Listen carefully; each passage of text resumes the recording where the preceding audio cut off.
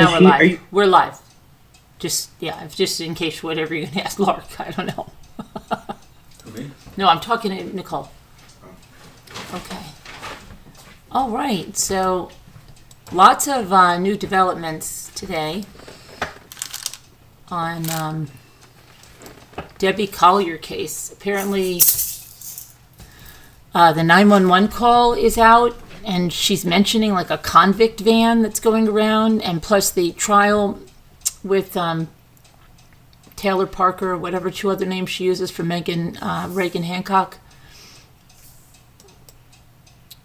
There's really gruesome details there that it was not a quick death for that pregnant mother. And then I don't know the Valva trial or something. I thought that was already done. Now it's just started or something, and it's really some gruesome details on that too.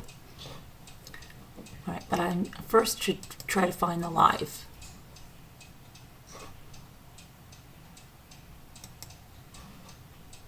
Okay. All right.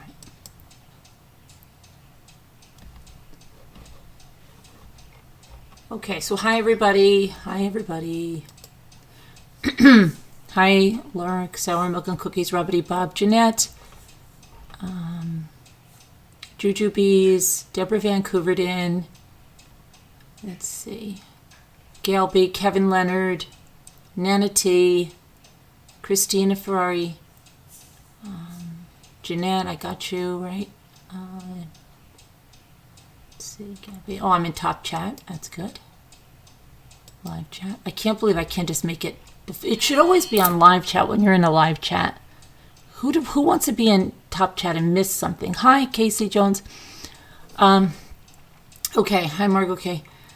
So there's some new things in Debbie Collier case. That is such a strange case, right?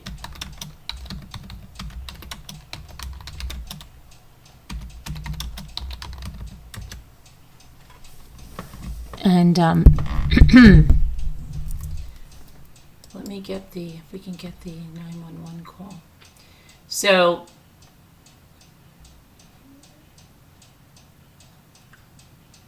there were 4 911 calls that were placed by 3 family members about Debbie Collier. And police later, of course, found her partially burned body, stripped naked, dead at the bottom of a ravine, and they said that she was holding onto a tree with her hand.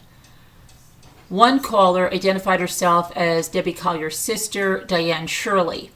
She made an alarming mention of a prior encounter with an unidentified ex-con who was driving a truck involved in a car crash with the murdered woman. From my niece, she said that Debbie Collier was in an accident about a month ago, is what her sister told a dispatcher. She said that Debbie Collier was driving behind a truck when a can of paint fell off, struck her car, she said, on this 911 call. And we can listen to Diane Shirley's, what do you need? Oh, yeah, I gotta get some more. Okay. My wire. So, all right, we're going to listen to this. Let me see if we can listen to this. He's got a great swing. Seeing the world in a new light So focused. starts Wait with for the ad. Put an ad on a 911 call. Okay. All right. Oh, wait. And we will. Okay. So let's see. Hold on. Now, why can't we hear this? Hold on. Brian Shirley, and my sister lives in Georgia, and my niece told me she was missing. Her name is Deborah Collier, or she could go by Debbie. Okay. And I'm wondering if y'all have any information about it. As far as, no, not other than with the officer or whoever is working the case. I don't know anything. Where does she live? Do you know? All I know is, I'm sorry, I don't know her address. Collier. Okay. She doesn't know her sister's address? C-O-L-L-I-E-R. Yeah, I wouldn't have any information. When there's something, they will contact the family. Whenever they have something for that. That's weird not to know your sister's address. All right. We're just not keeping information, so I'm just, Yeah, I'm sorry about that. I am really worried about my sister. And You know, do you have information where she might go, or do you have anything This to cuckoo Well, clock I- might have to be shut off during from the my locks. niece, she said that she was in an accident about a month ago, and she was, on the road. She was following this truck, and this truck lost a paint can, and the paint can hit my sister's car, and the paint went everywhere. And the driver was trying to convince my sister not to tell the cops that he was driving because he was out on parole, and there was, a stipulation to his parole that he couldn't drive. Okay. And Do you think and my- I'm sorry. I was going to ask, do you think that was told to anybody else? Do you think that was told to the officer, that concern? That's standing from my niece. Okay. Yeah, I don't know if the officer knows that, but I can have him call you. If you want to pass them I along would with anything to help, Yes, I would really appreciate that. Yeah, that's what Because I'm in I'm sorry, go ahead. I'm in Alabama, and I really do. She won't, she's not communicating very well with us, and I really would like to know what's going on. I got you. Yeah, since you may have insight on that, I'll have the sergeant give you a call. Is that okay? Yes, sir. That would be wonderful. All right. And what's your name? My name is Diane Shirley. And your phone number?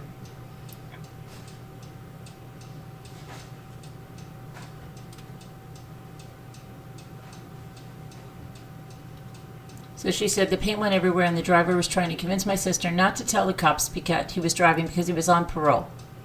And there was a Yes, sir. stipulation to his parole that he could not drive. The Athens Clark County Police confirmed Right. Yes. that Debbie Collier had been in a minor traffic accident on April 30th. Her daughter's name is Amanda Bearden. She would have been the one that her and her husband, Steve Collier, would have been the ones filing the report, was my understanding from Amanda. Okay. Yeah, I'll just have him give you a call, okay? Just hang tight, all right? All right, thank you so much. No problem. Bye-bye. Okay, and then Steve Collier, Debbie's husband, and Amanda Bearden, who's the daughter's stepfather, made a call as well.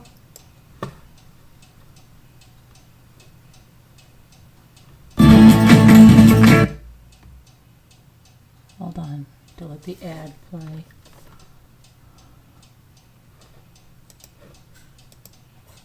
Okay.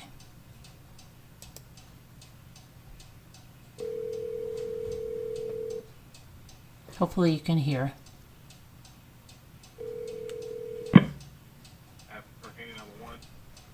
Yes.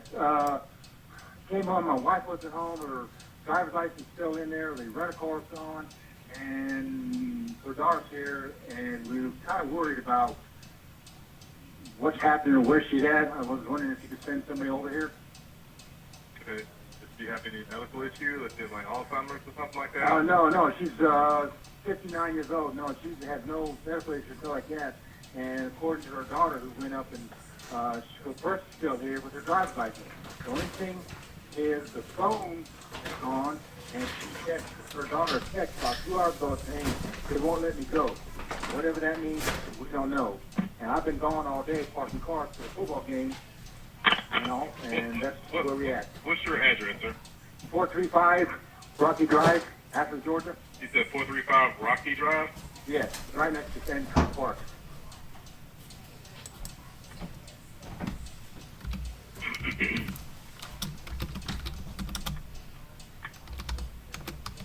Okay, so she sent your daughter a text message saying that My stepdaughter. that they won't let her go. Yeah, she got a text message saying that. And it comes from her number, right? What's your name, sir? Steve Collier. Spell your last name for me? Collier. And your wife's name? Deborah. Before, we call it Debbie, but it's D-E-B-O-R-R-A-H. Same last name? Collier, yes. How old is she? 59? 59. She just turned 59. You just returned home, right? Pardon me? You just returned home, right? Yes, I just returned home. I was parking cars until about 4:30, and when I came back to the van that she had rented because the car was in the shop was gone. I figured she was shopping for food. Okay. So in her car is there? Pardon me? Her van's not here. Okay. But her driver's license and what else is there? Right. Oh, Yeah, the driver's license is here. what else did she leave? With a purse or anything else? Yeah, she left her purse, and her credit cards are here.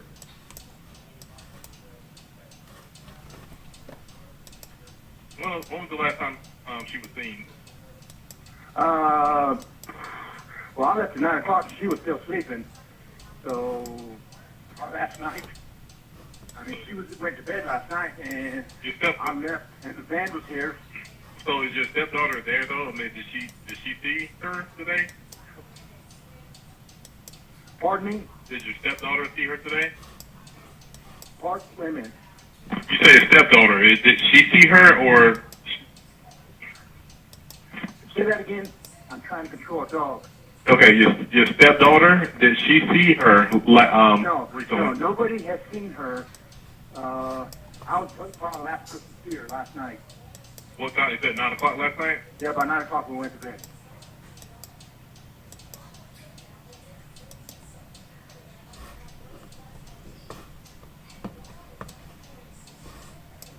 You left this morning, right? Yes, at about 9. I'm sorry. So did you see her this morning or last night? No, I saw her last night at about 9 when she went to bed. And when I left, the van was here. And So she was. You don't know if she was still there or not. You didn't see her this morning. right, except the van was still here. So I'm assuming she was sleeping.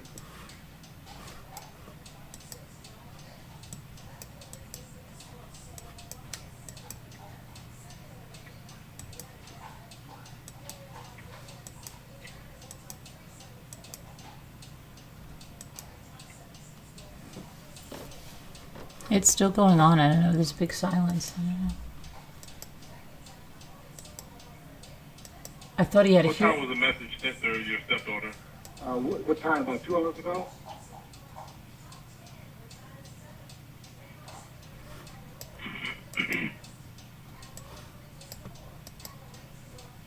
About 2 hours ago? Yes. He's unbelievably calm, right? And it specifically said they won't let me go. Or, yeah, that's what the message said.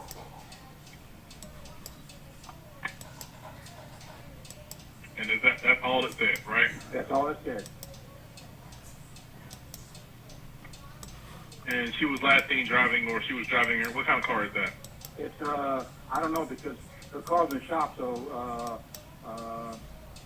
the rental place on, The van that she was driving, is that what she be in, or you don't know?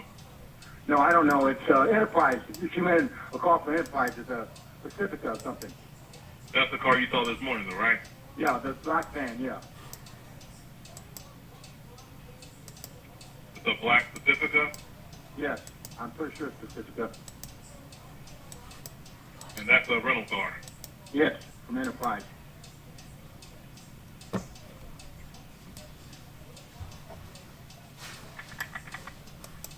All right, I'm sorry. What's her birthday?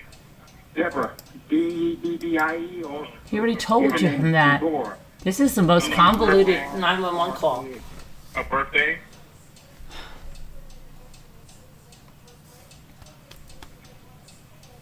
And she white female, black female?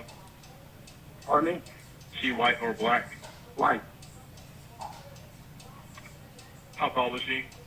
About 5'5", How much she weigh? about 150, 145, somewhere around there. What color hair? Blondish.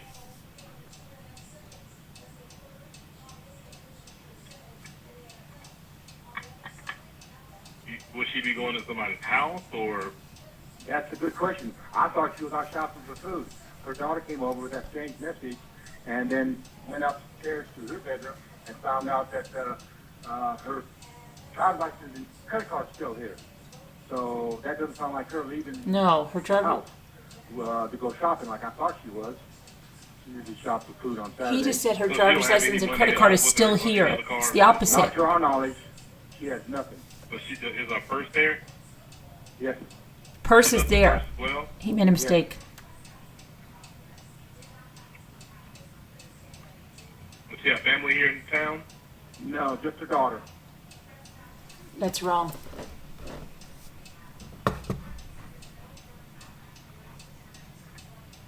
Have you tried to call the hospitals and jails just to be sure? No, I didn't think of calling the hospital. Okay. Go ahead. Like I said, I got them on the way out there to you. Okay, okay. Go ahead and call both hospitals, Athens Okay. and St. Mary's, and check with the Okay. jails as well to make sure. And we'll have somebody come out there and talk to you. Okay. I And appreciate it. your phone number. Yes. Okay. Okay. Bye-bye. Thank you. Okay. Bye. Okay, so that was a really convoluted call there because they say that the only thing she took was her driver's license and her debit card, her credit card. So this said that he said on here, if you came home, this is a quotation from this thing. My wife wasn't home. Her driver's license still in there. The rental car is gone, and her daughter's here.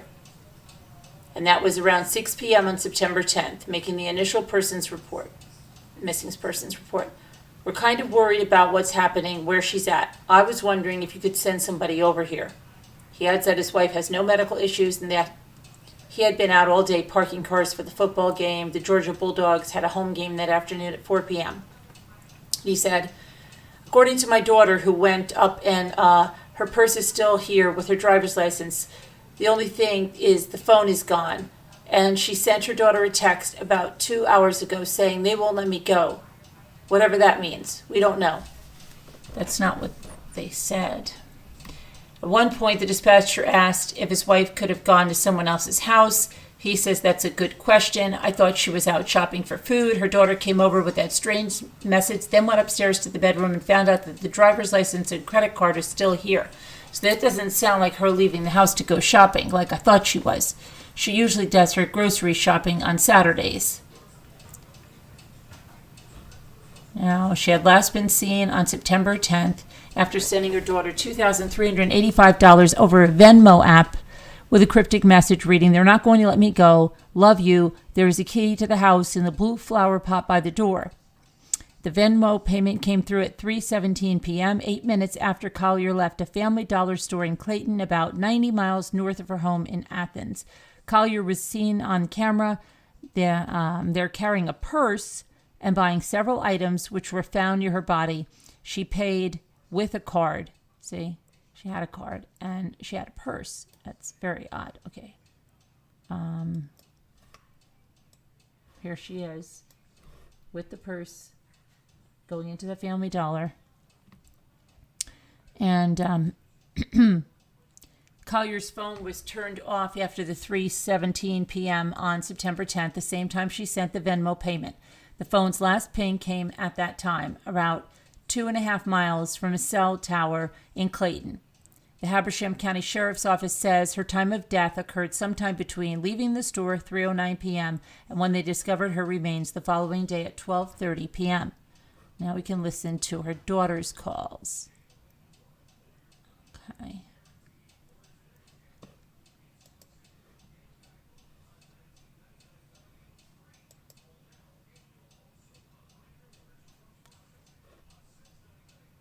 Okay, hang on.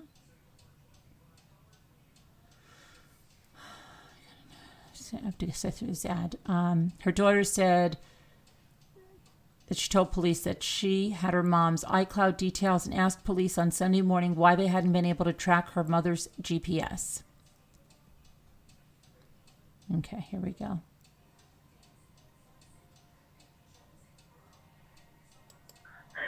Hi, my name's Amanda Bearden, and I filed a missing persons report on my mother last night, or yesterday, excuse me, and I was just wondering if maybe I could speak with the detective that's been assigned to the case.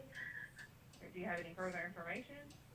I sure do. I mean, do you want the case number? I mean, The case number so I can look it up that way?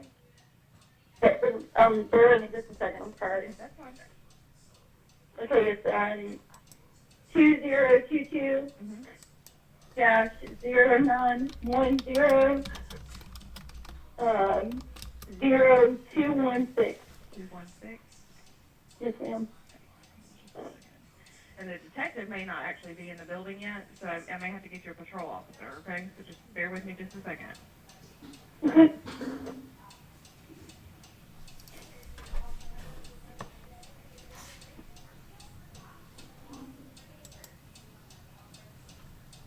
It's still going to go. It's just, there's, So 09010. I'm sorry, the handwriting's not that great, but it's 09100216. Okay, sorry about that. I think I was No, you're fine. It's all I need. on Rocky Drive. Yes, ma'am. Okay.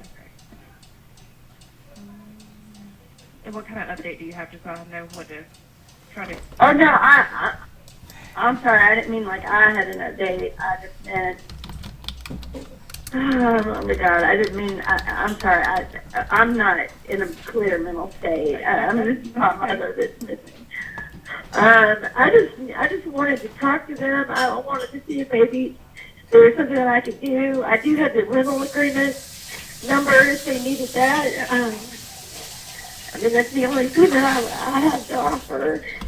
So maybe, because she was in a rental car, I do have her rental agreement number. If they could maybe trace the GPS in it. All right, what's your phone number?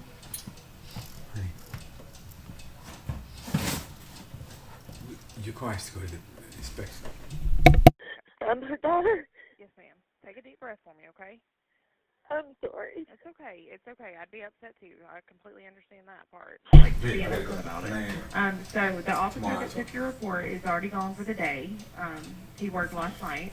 And then the detectives, I don't think they're in the building right now. They're kind of working on an on-call basis, so I don't know that I can get in touch with them unless I have something, you know, fresh to give them. That would be something, but I can see if I can get another officer to call you back, okay?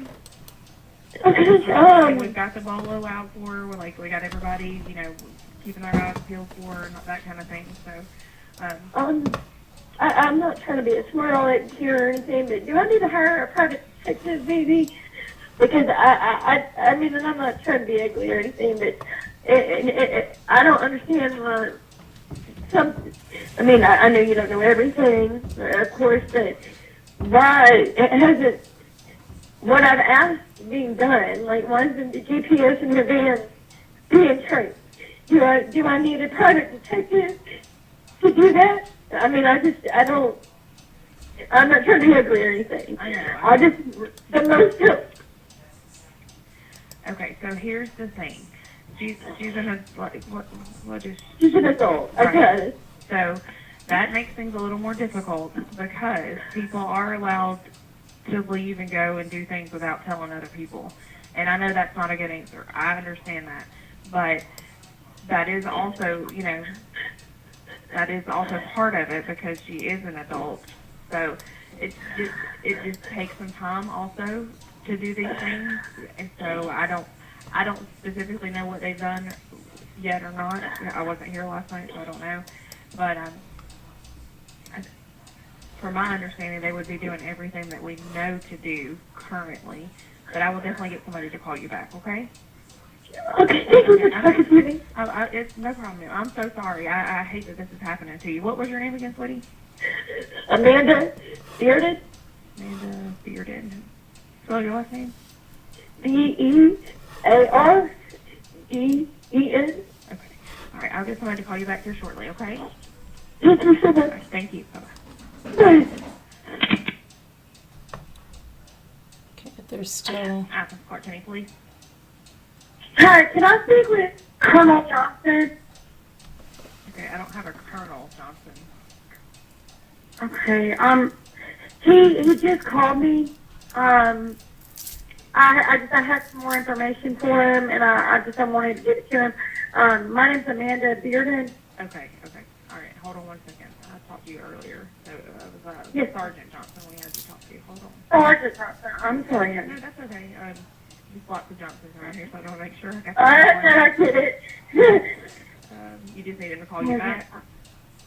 Yes, ma'am. I thought about it, and I have her iCloud information. I know that and correct me if I'm wrong, but if the phone is turned off, it would still track her. But I do have her. I've got her Apple ID, and what I thought was her password, but the password isn't working. I don't know if y'all have technology or whatever, but I do have. I don't know. I mean, you know. All right, hold on 1 second, okay? Thank you. Call me back. Okay, thank you.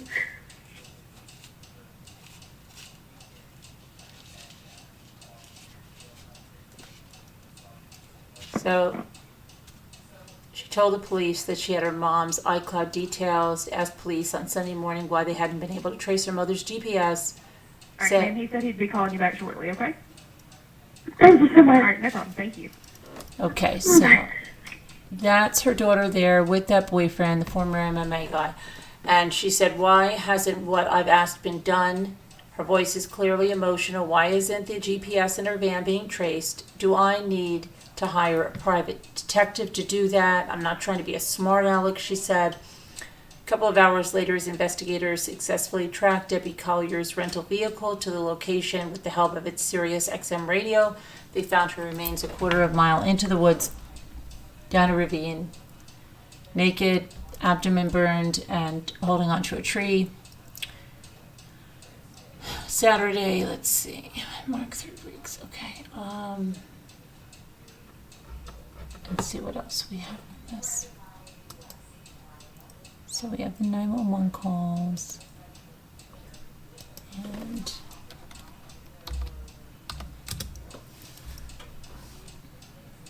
the mysterious, ex-con driving the truck that's not supposed to be for his parole. And that was by her sister. So there's 3 911 calls, actually 4 by 3 different family members. 2 from her daughter, 1 from her sister, and 1 from her husband.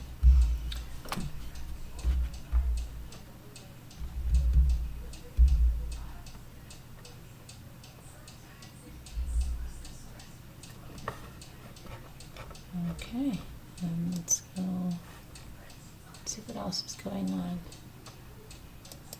So,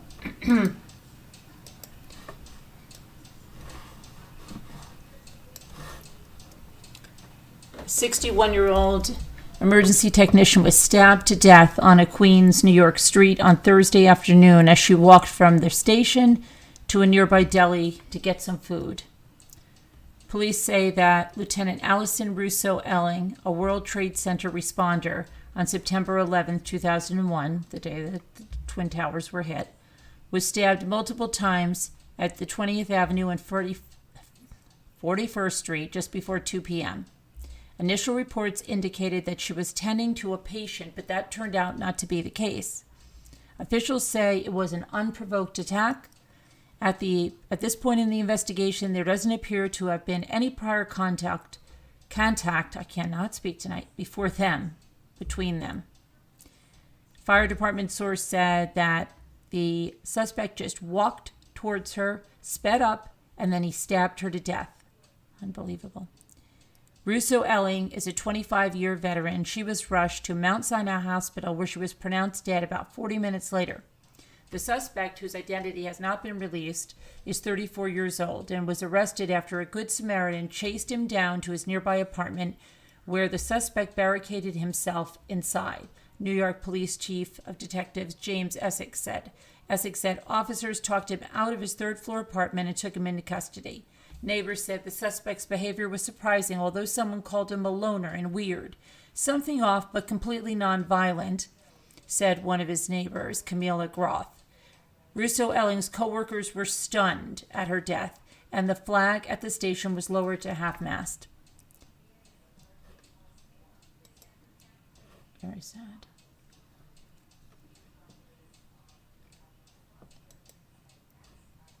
Okay, and then we go to that trial of Taylor Parker. And there's a new trial, and I think I said we were going to be following it, and it was already on day 3. About a love triangle in North Dakota.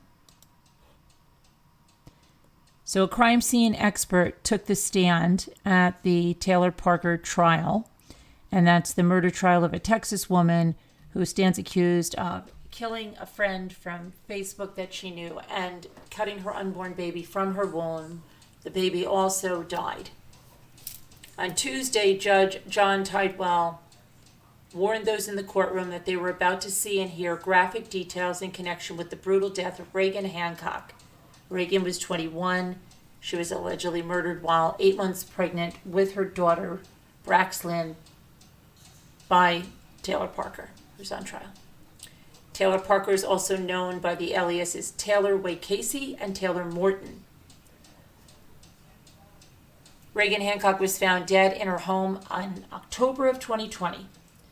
And that was after Taylor Parker allegedly cut the baby from Reagan Hancock's womb, then fled with the baby. Prosecutors had already charged the defendant with Reagan Hancock's murder prior to the additional murder charge of the baby.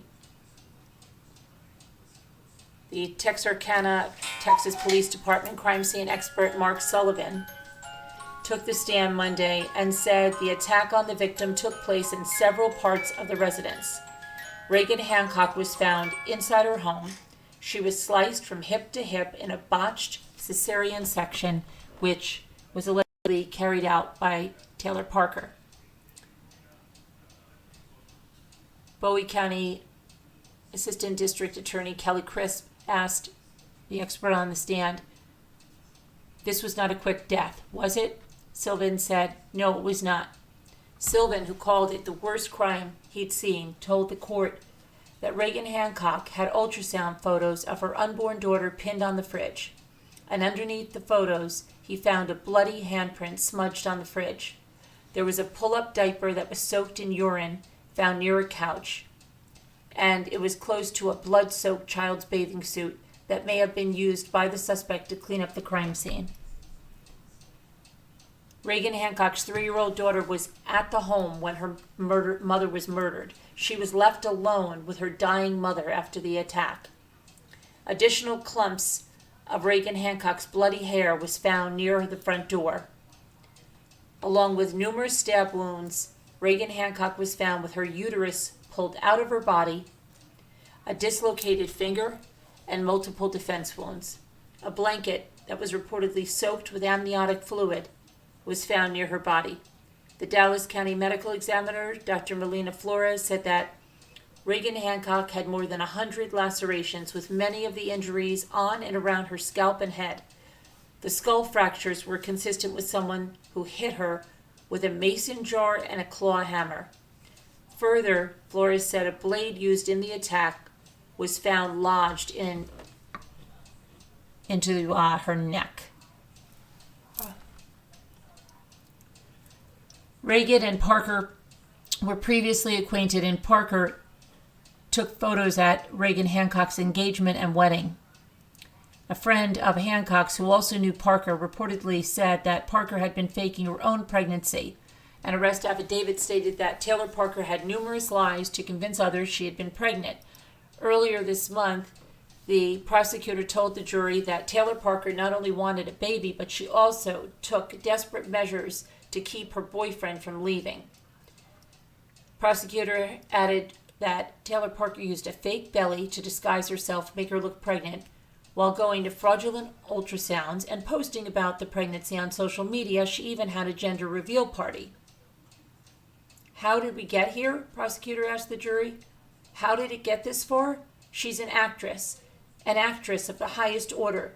The lies and fraud go on and on. The layers of fraud are staggering. You are going to have to understand the fraud to understand what happened on October 9th. This started months and months ahead of time until it passed the point of no return and it ended up in homicide. The prosecution added that Taylor Parker had her tubes tied, and could not have babies. She also allegedly stalked OB clinics in both Louisiana and Texas. Prior to the murder, she allegedly watched YouTube videos on how to perform a cesarean section. Parker has pled not guilty. She is facing the death penalty if convicted. And I don't know how she could not be convicted of this.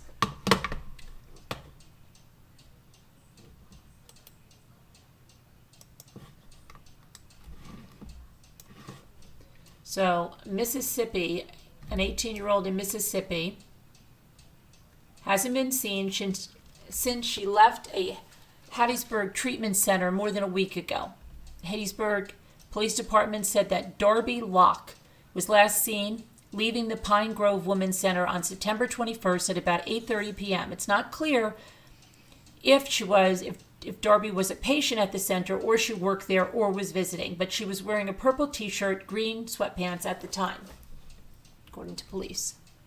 She's described as 5'4", 120 pounds, with blonde hair and blue eyes, and the word art is tattooed at the top of her chest.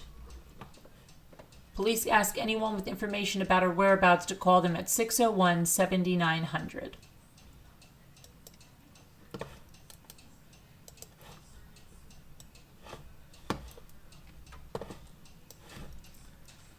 A young Kentucky mother was found shot to death in her apartment last week, and her 2-year-old daughter was left alone with her body for 3 days.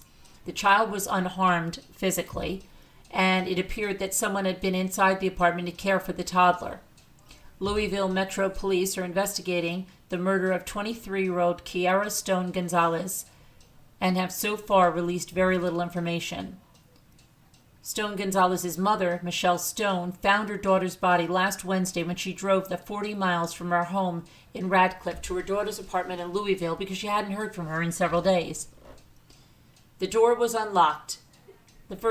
Said her mother, the first thing I noticed when I opened the door were her hands were purple. Then I heard the toddler's screams. What I find crazy about it is they didn't kill my granddaughter. She didn't have any poop or pee stains on her or in the house. So we know that someone had been in there for 3 days taking care of her, with the mama's body right there on the floor. My question is, how can you take care of my granddaughter and not call the police when you see that her mother was dead? A week after finding her daughter's body, Stone sorts through old photos of her, hoping to clear her mind of the graphic image of Kiara dead on the living room floor with a gunshot wound to the head. I have so many questions about who is the person that did this and why. Why did they take my daughter? She told the media that she'd be searching for answers alongside the police if she had to, because Kiara definitely didn't deserve what happened to her.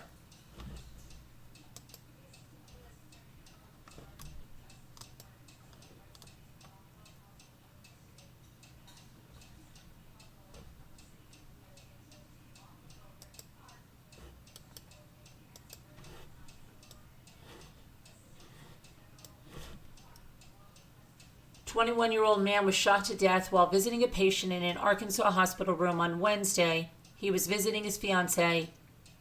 Court documents filed in the case revealed that Jade Pye told police Leighton Whitfield was in her 4th floor room at CHI St. Vincent Hospital North in Sherwood Wednesday morning when a man they both knew as AJ, also as Raymond Lovett, 24 years old, entered the room.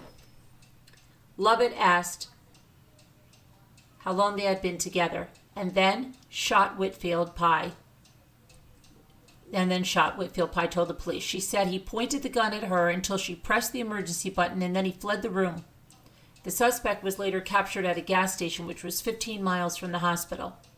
Lovett was jailed on charges of capital murder and aggravated assault. He pled innocent to both counts on Thursday morning and was held on $500,000 bond. Judge Milas Hale also issued a no-contact order for the victim and their address should he post bail.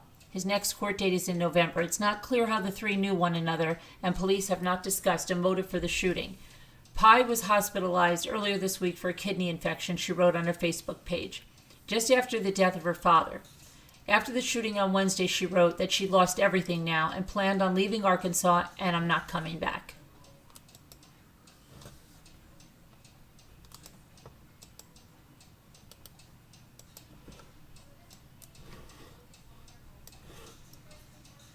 49-year-old Florida Keys hotel employee was arrested on Wednesday after she took off with a co-worker's toddler. Monroe County Sheriff's deputies were called to the Fairfield Inn and Suites in Marathon. This happened around 8:30 a.m. and an employee who told them that Zita Gasparic had left the hotel with her child and didn't have permission to do so. The sheriff's office spokesperson, Adam Linhart, said deputies found Gasparic traveling on US 1 not long afterward, pulled her over, and she had a 16-month-old toddler in her lap.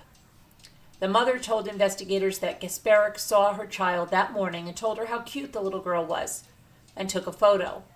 She reportedly told the mother, "This baby is mine today," and took the child to a breakfast room.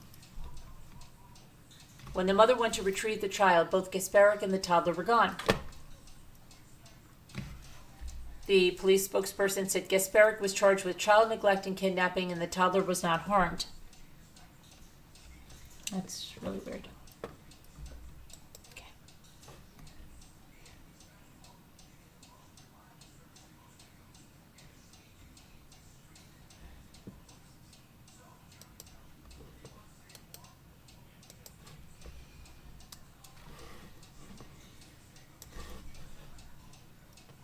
A man reportedly died after he became trapped in a hydraulic machine at a packaging plant in Ohio. So the packaging plant was Samuel Packaging, and Billy Joe Craig is the man that died. His body was in a machine, which was off, and he was pronounced dead at the scene. The Newark Advocate reported that Craig was an employee of the plant in Ohio and Heath, Ohio. Fire Chief Warren McCord said that they were called after Craig became entangled in the machine. The Licking County Coroner's Office will perform an autopsy on Thursday afternoon, and it is currently unclear how Craig became trapped in the hydraulic machine.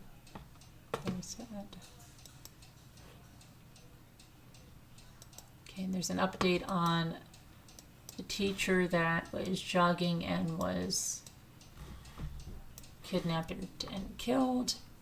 So a Tennessee woman who was found dead earlier this month reportedly suffered a gunshot wound to the back of the head and blunt force trauma.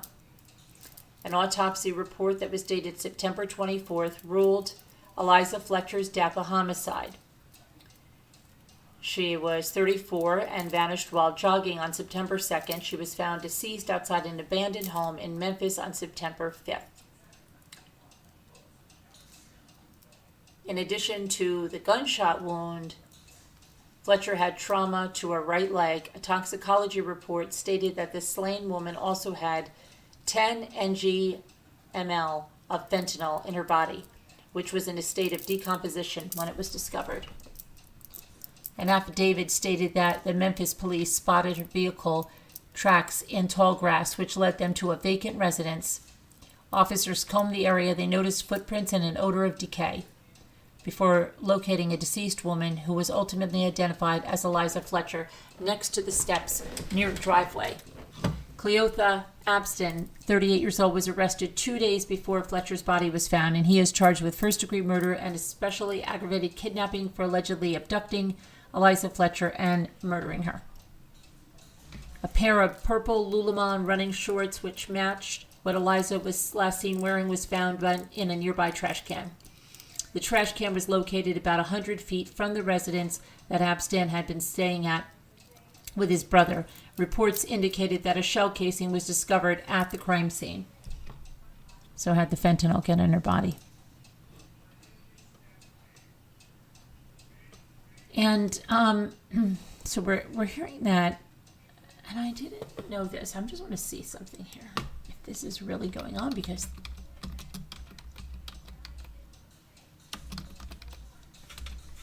hold on a minute. Okay, yeah, the murder trial for Michael Valva began. And I don't know if this is, I haven't seen it going on, but let me just put, this is such a tragic, unbelievable case. I mean, yeah,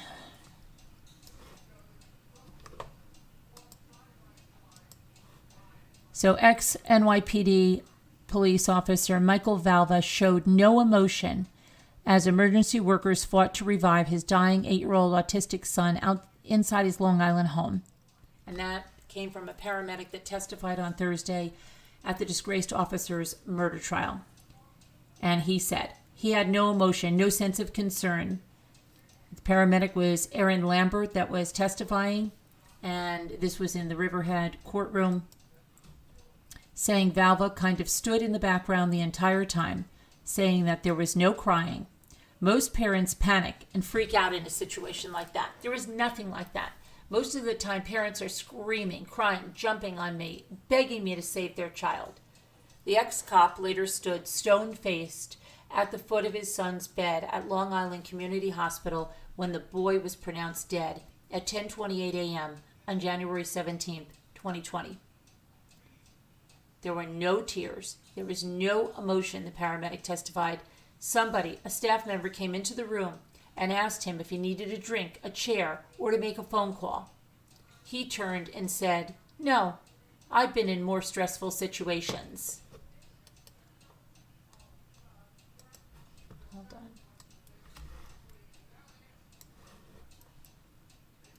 Valva, 43 years old, is on trial for murder in the freezing death of his son, Thomas Valva, who died after allegedly being locked in an unheated garage. They're saying basement, but it was the garage, as punishment for having soiled himself. The ex-cop claimed to first responders that he put his son in the shower after the boy ran into a door frame and cut his face and head. After that, he found little Thomas unresponsive, Lambert testified Thursday. But authorities say that Thomas died as a result of hypothermia after being locked in the garage at the Central Morrich's home for 16 hours amid frigid temperatures. Lambert and another paramedic who was dispatched to the house testified Thursday that Thomas was likely already dead when they arrived.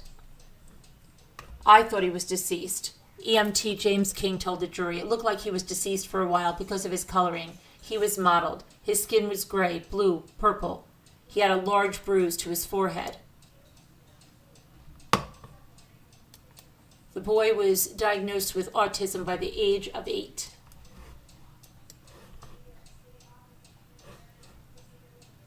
King reiterated that Valva initially said his son had hit the door frame. Maybe a minute later, out in the open, he said he fell and hit his head on the cobblestone. King said it did seem odd. There were 2 different stories in less than a minute, maybe. Danielle Ryden, a nursing assistant at Long Island Community Hospital, said the boy was ice cold when he was brought in. Ryden said Valva remained pretty much emotionless. During opening statements on Wednesday, Valva's lawyer, Anthony LaPinta, said his client's then fiancée, Angela Polino, was responsible for the fatal abuse and refused to let him provide Thomas with a blanket and other amenities prior to his death. Polina is being tried separately on the murder charges. The Suffolk County District Attorney Laura Newcomb, in her opening statement, said Valva had established brutally rigid ground rules for Thomas and his 10-year-old brother.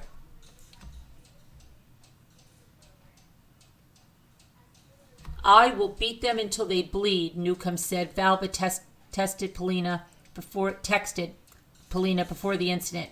"It is the only thing that works." Valva, 43, again, is on trial for this. So this trial, I thought, why I'm thinking he was tried already. This is a horrific case. And he should be found guilty, and he should have the death penalty. Oh my gosh, these people are just disgusting.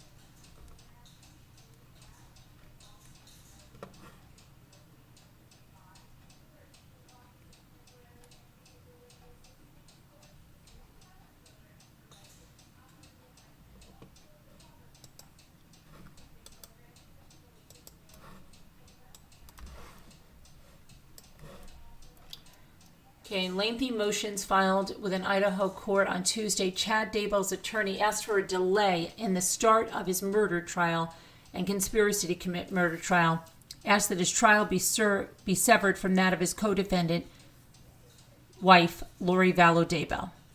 Daybell and Vallow Daybell have been charged in the murders of two of Lori Vallow Daybell's children, 7-year-old Joshua J.J. Vallow and 16-year-old Tylee Ryan, as well as Chad Daybell's first wife, Tammy Daybell. The children were found dead, buried in Chad Daybell's backyard in June of 2020 after they vanished in the fall of 2019.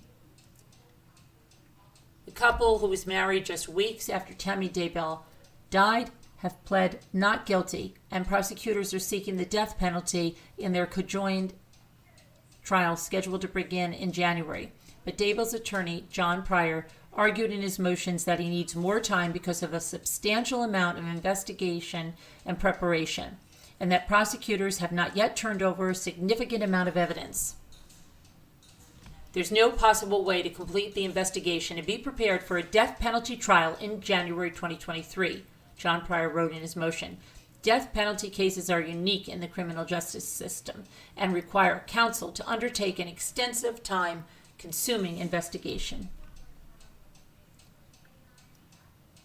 Pryor is asking that the trial begin no sooner than October 2023, a year from now.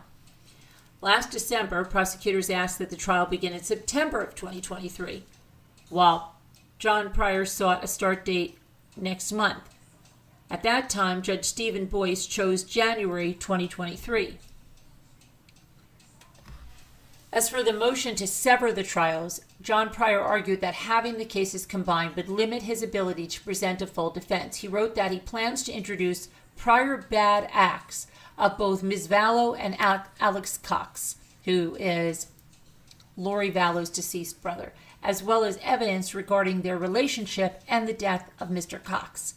Vallow Daybell is charged in Arizona with conspiracy to murder her previous husband, Charles Vallow, who was shot to death by Alex Cox weeks before the deaths of the children and Tammy Daybell. Cox had claimed the shooting was self-defense. He died in November of 2020, just a few months after the shooting supposedly of natural causes. John Pryor also noted that it's logical to sever the two trials since Chad Daybell wants a delay and Lori Vallow Daybell has not waived her right to a speedy trial. While the court may continue Ms. Vallow's trial date despite her asserted speedy trial right, severance is the most direct approach to enforce the constitutional rights of both Mr. Daybell and Mrs. Vallow, and the most sensible approach due to the irreconcilable conflicts that will arise in a joint trial of both death-noticed co-defendants, Pryor wrote. Earlier this year, the Judge Boyce denied a previous motion to sever. Pryor has asked the judge to hear the motion to sever on October 13th and to hold a hearing in January for a new trial date. Wow. Why don't we just keep pushing it, right?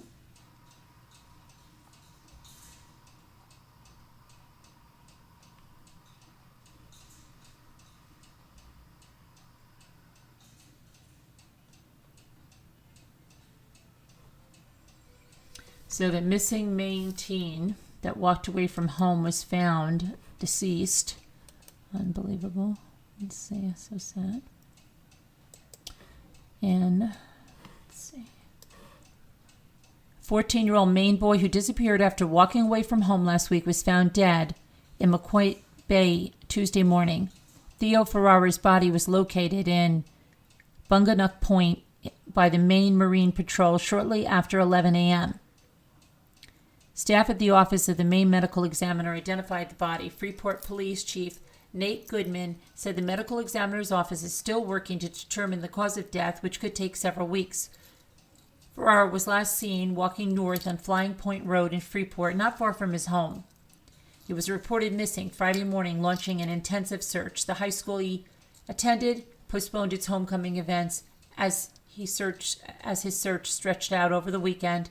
The school district sent counseling and social work staff to help Ferrara's classmates deal with the news. A student death is a difficult and challenging situation that can generate anxiety for some students, said Superintendent Jean Scarapa in her message to the community. How we as adults manage ourselves serves as an important model for helping kids handle tragedies like this. We encourage you to listen carefully to your children and answer questions openly and honestly should they occur. Accepting your child's feelings and validating them is beneficial. Sad.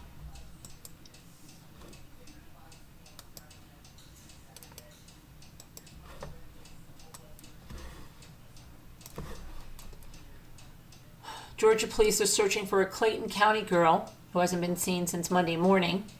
16-year-old Siriana Gregg left her home on East Myers Drive in Morrow and headed to the school bus stop in the neighborhood. Her family contacted police when Siriana never made it to school and never returned home. Police issued a Mady's call, which is the state of Georgia's emergency alert for missing elderly people or people with disabilities. Police say Siriana has numerous mental illnesses. She is described as a black female, 5'5", brown hair, brown eyes.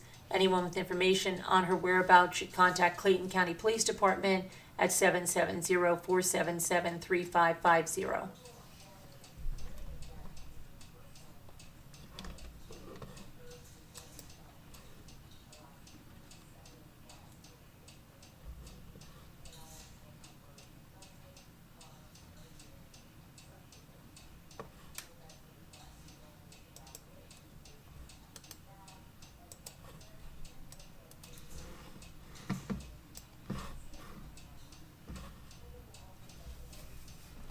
Okay, the Catoosa County Sheriff's Office said they found a lifeless, underdeveloped newborn dead in Georgia Creek on Tuesday afternoon in a far north Georgia Creek. The Catoosa County Sheriff's Office said the infant was lying face down on the edge of the South Chickamauga Creek with the umbilical cord and placenta that were still attached near the Graysville canoe launch area. Deputies described the infant as lifeless and underdeveloped, and they believe the baby was brought to the location sometime before 1 p.m. Law enforcement wants to find the mother. We know that someone is going through a very tragic time in their life, and we want to help, Catoosa County Sheriff Gary Sisk said. If you saw something at the Graysville canoe launch before 1 p.m. this date, such as a vehicle or persons in the area, or if you know someone who was pregnant and is now without their baby, please give us a call. The county coroner is conducting an autopsy. Sisk added, anyone with information, please call the Catoosa County Detective Brittany Gilland at 706-935-2424. That's crazy.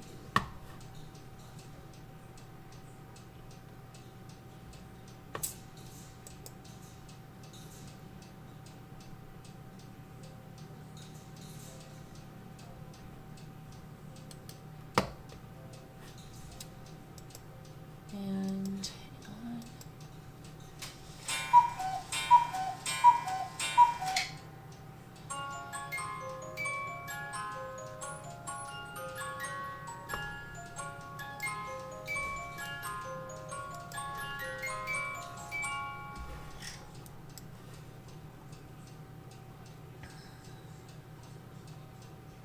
a U.S. Navy nuclear engineer and his wife entered new guilty pleas on Tuesday to plotting to sell confidential information about nuclear-powered warships to a foreign country.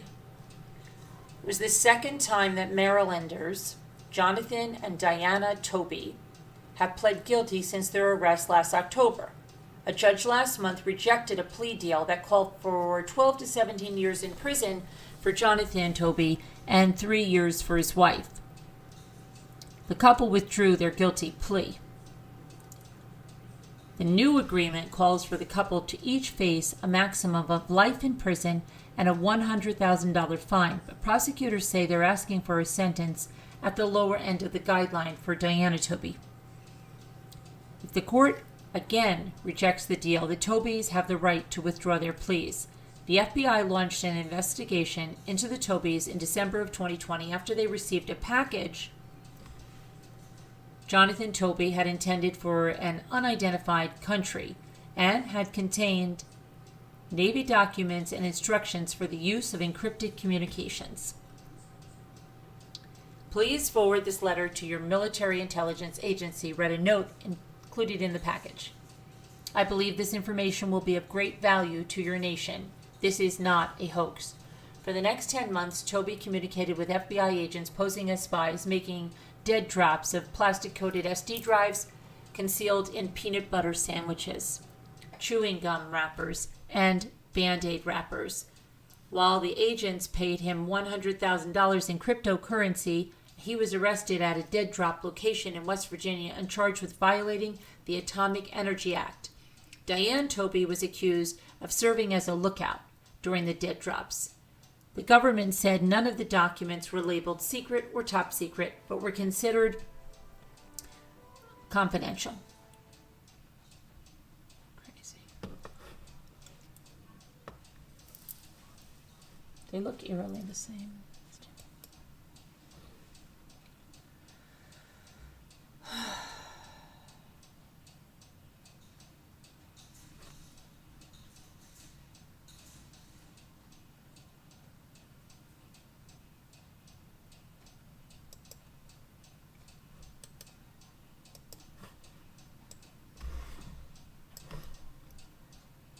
California murder suspect and the 15-year-old daughter he allegedly kidnapped were killed in a shootout with police on Interstate 15 on Tuesday. An Amber Alert had been issued on Monday for Savannah Graziano after Anthony John Graziano allegedly shot and killed her mother near an elementary school in Fontana.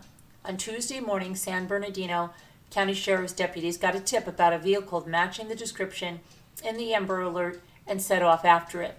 The pursuit lasted for several miles, authorities said, with gunshots fired out the truck's rear window at pursuing deputies. The deputies caught up with the truck in Hesperia when Graziano's pickup truck became disabled. Witnesses described a massive exchange of gunfire between deputies and the truck. San Bernardino County Sheriff Shannon Dickus said that during the exchange, Savannah Graziano exited the truck's passenger side and ran towards the deputies. She was wearing tactile gear, including a helmet and a military-style vest. The girl was taken to a hospital and pronounced dead shortly before noon. Her father was pronounced dead at the scene. The sheriff's office didn't say whether the teen was killed by bullets fired by deputies or her father, but officials did say that deputies did not realize it was the girl running towards them and not her father. Although the only gun found at the scene was with Graziano, Dickus said that the detectives believe Savannah Graziano may also have been firing at deputies. There may be some information that the passenger was involved in firing back at the deputies, and we're still trying to confirm that at this point, she said. The murder of the teen's mother and Graziano's estranged wife, Tracy Martinez, which launched the manhunt, set off panic around the school where the shooting took place. The man just came down the street shooting. He started shooting in that direction, neighborhood resident Andy Davis said. Hit those trees, houses across the street. They say the bullets were skipping off the street, and the woman was trying to run for her life, and unfortunately she was hit. And when she was hit, I guess he shot her a few more times.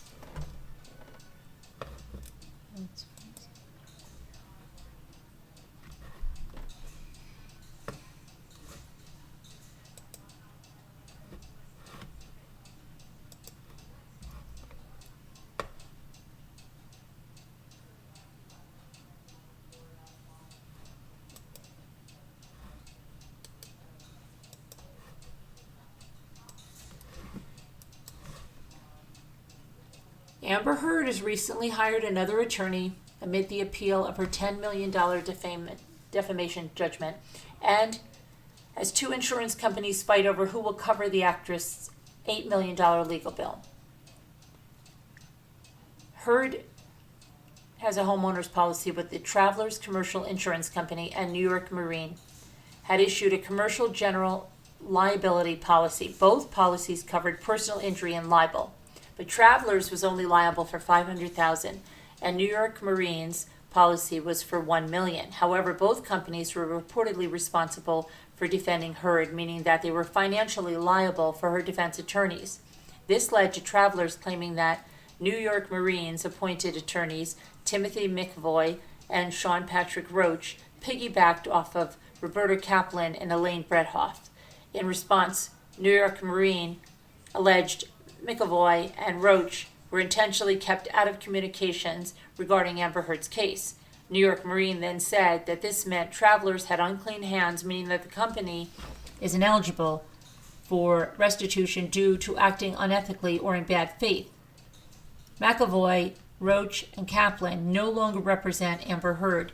In early 2022, New York Marine paid travelers $621,693 for Amber Heard's lawyers. However, New York Marine wants that money back. In June, jurors found that Amber Heard's defamed ex-husband Johnny Depp she defamed her ex-husband Johnny Depp on multiple instances and awarded him $10 million in compensatory damages and $5 million in punitive damage, though the latter judgment was reduced to $350,000, which is the maximum that could be awarded in Virginia. Johnny Depp's attorney was also found to have defamed Amber Heard, to which the court ordered him to pay $2 million in damages. New York Marine and travelers have both cited a California law regarding willful acts as the reason why they should not have to cover Amber Heard's $10 million defamation judgment. Amber Heard has hired lawyer Kirk Passage to help recoup the legal bill and civil judgment from the two insurance companies.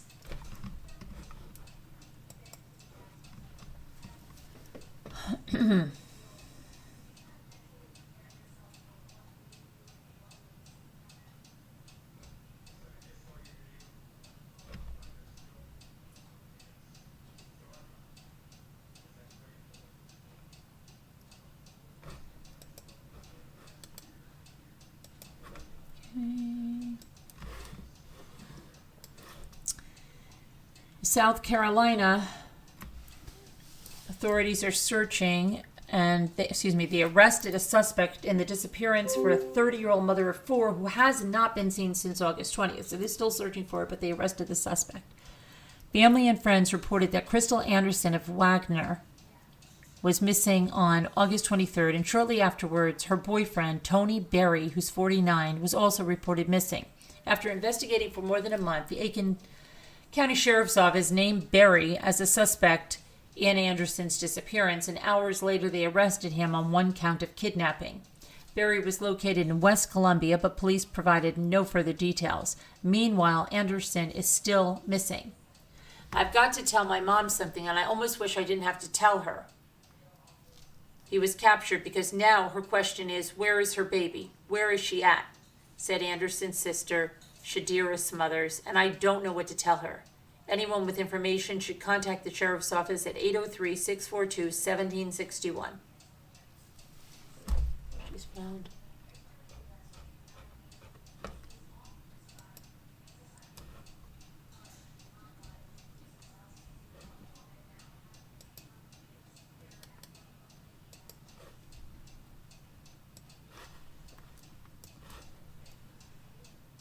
A toddler waiting in a car on Wednesday night was caught in crossfire of a shooting that erupted when an adult left him there to pop into a grocery store. Nearby Rochester police officer heard the gunshots just before 6 p.m. and they rushed to the scene. The boy was hit at least once in the upper body while sitting in his car seat, said Lieutenant Greg Bellow. He was taken to Rochester General Hospital by private vehicle and then by ambulance to Strong Memorial Hospital. Police described his injuries as life-threatening and said he was immediately taken into surgery, according to the Rochester media. My thoughts and prayers are with this family of this 3-year-old, said Rochester Police Chief David Smith on Wednesday night. As a father of 5 myself, I cannot begin to imagine what they're experiencing right now at the hospital while their child is in surgery. Bellows said that officers are unsure how many people participated in the shooting, but the child was hit while suspects were firing at each other across the street between the grocery store and the gas station. Several people fled the scene, and officers chased one person for a few blocks to a home where they confiscated 2 guns and detained several people. The police chief and Rochester Mayor Malik Evans both condemned the gun violence that has rocked the city, particularly this neighborhood, for much of the summer. Men and women of the Rochester Police Department are working as hard as they can and will continue to do so. Why, with all these arrests and guns off the street, are we now here with a 3-year-old baby shot in his car seat? Evans said the neighborhood is sick of it. We are dealing with individuals who have no regard for life, not for their own life and not for the people living in these communities that are sick of it. And he added that the residents of the neighborhood are good, hardworking people. We are not going to give up. We're not going to stop. And the people responsible for this tonight, they're going to be brought to justice. Where's that little boy's okay?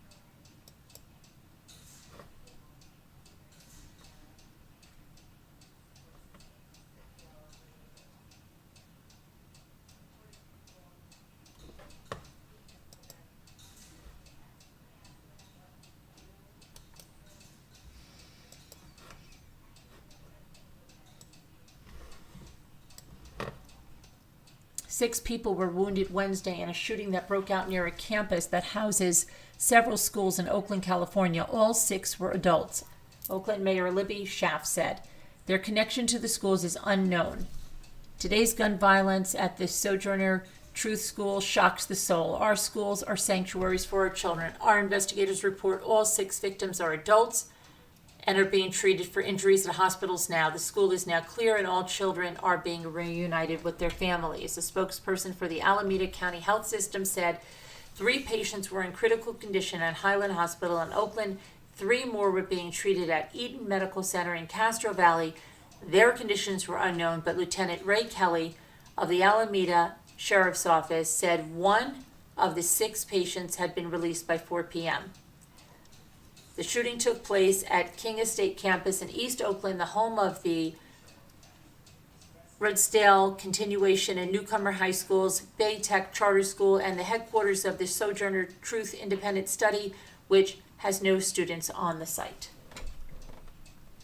Kelly said that investigators believe the shooting was probably a targeted event. Officials from the Alameda County's Buildings and Trade Council were present at Highland Hospital and told the Chronicle that 2 carpenters had been working on a wall out on the campus and they were caught in a crossfire. One of them was in surgery at Highland and the other, who had less serious injuries, was taken to another hospital. Bay Tech counselor Antonio Ramirez told a newspaper that he had gotten back from lunch when he heard the gunfire and the security guard shouted that the campus had been locked down. Ramirez said he then scrambled through the classrooms, locking the doors and telling the students to stay inside. The reaction has been mixed, and I think that just speaks volumes to where our kids come from. Ramirez said a lot of them come from the areas where the shooting is part of their daily life. Some of them were shook, and for others, it was just another day. The shooting was reported at 1:45 p.m., and by 2:30, the scene was no longer active, Kelly said. The shooter or shooters had fled the scene.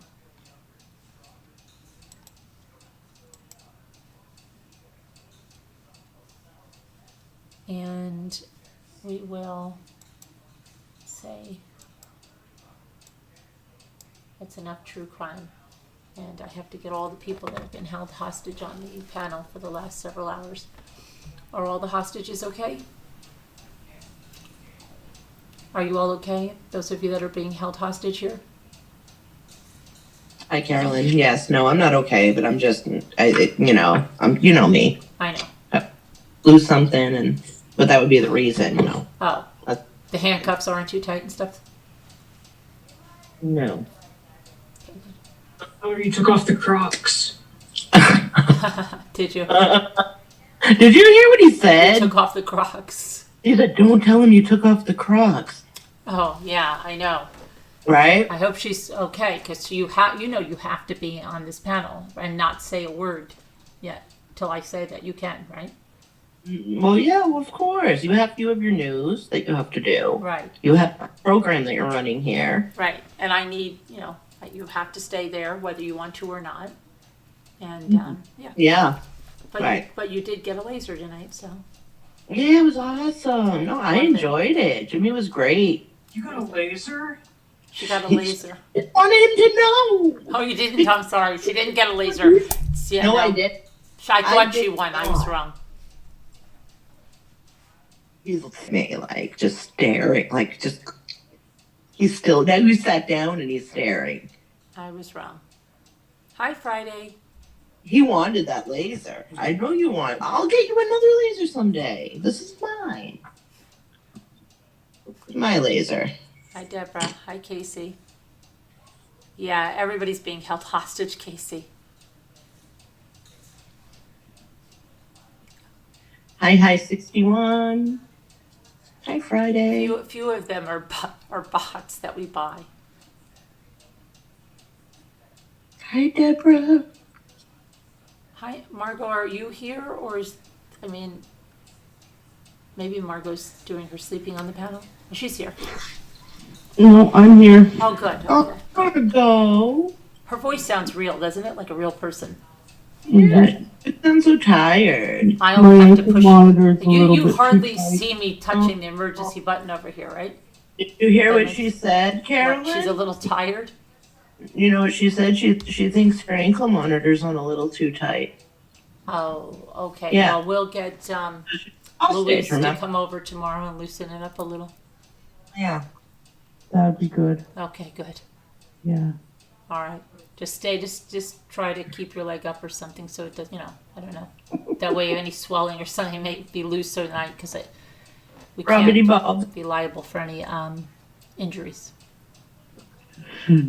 That was wonderful, what you did and giving that to me, Rubbity Bob. And I don't know, can we ship to New Zealand, right? Can we do that? Is it expensive? Maybe send her a little. No, I don't know what it is. With pirate ship, it's probably the same as Australia. I don't know. Yeah. All right. If she doesn't usually if you see something, I got a lot of stuff. I found a secret where there's a lot of stuff. A lot of collectibles. Oh, LMW said, Nicole, the teacups are absolutely beautiful. And you know what happened? Can I tell you? Yeah, go ahead. Ruff's teacup broke. I Her know. Lennox bowl. I knew I was on the line, yeah. But wait, there's more. Oh, really? There's more. Oh, the no. Lennox bowl. Yeah. The $87 retail original price vintage Lennox bowl. Yeah, is broken. I know. The bowl. Yeah, and another thing too. A mini teapot handle came with I know. Yeah. Yeah.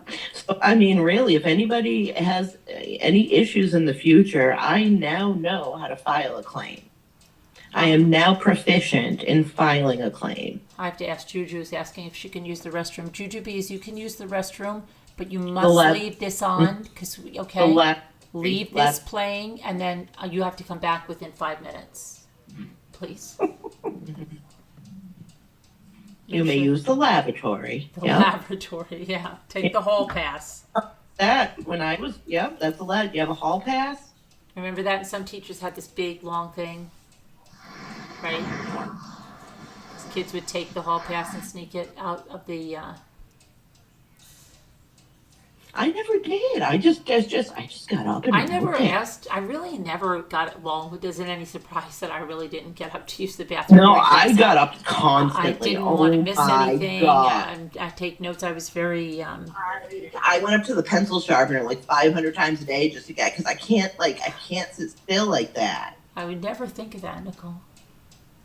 Oh, I know. It's so calm. Being the only person walking through the hallways, carrying a board. I had a board that had hall pass engraved into it. Yeah. It felt like I was doing it. When I dipped out of the class and nobody noticed, it felt like I wasn't doing anything bad. But walking through the hallways with nobody around carrying a big board felt like I was doing something bad. And think about the grossness that is probably on that board because kids probably went in, put it on the floor, put it on the back of the toilet, put it all over the place hold it while they went, right? Ew. It probably had E. coli. I never had that. Hang it on the urinal handle. No, all right. That's not that kind of show. That's not that kind of show. Yeah, we don't talk about that here. It's probably disgusting. Remember Jerry Seinfeld? He'd come to and he'd go and he'd take his belt off and he'd throw it away and they go, "What do you do?" They go, "Well, the tip of it touched the urinal, so That's it's gone." gross. Yeah, That's gross. He would just throw everything away, and then Kramer would take it. He's like, "You're throwing that away? I'll take it." There's probably so many germs on that. I didn't even think of that. I never had a board or like a hall pass or anything Yeah, but like there's some that. people that don't care. Like they bring their purse and they put it all over the place. That's why I don't have a purse. That's No. one reason. I don't want to put it on. I don't want to have. If I have a purse now, I have to do something with it. Do you get it? Do you get why I don't have a purse though? And then what if you do something with it and forget where you did something? I did that before. I lost my whole purse one time. I left it. Oh my gosh! Under a table at a restaurant. I'm not even kidding. Oh my god!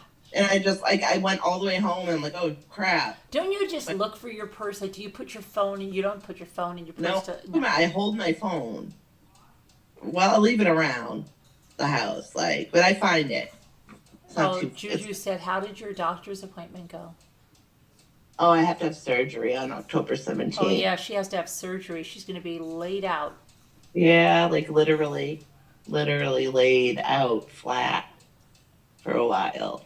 That's coming right up, Yeah, I don't know why I mean, the first thing that the guy said to me, the doctor said to me when I walked into his office was, he just stared at me for a second and then he's like, "Do you have anybody at home?" I'm like, crap. I knew what that meant. That meant that I'm going to be laid out. So, yeah, there's like a synovial cyst, that's pushing against my spinal cord. L5 or my epidural sac. Oh, okay. Yeah, I know where all the nerves are bunched together. And what kind of surgery is it going to be? Is it like laparoscopic or is it?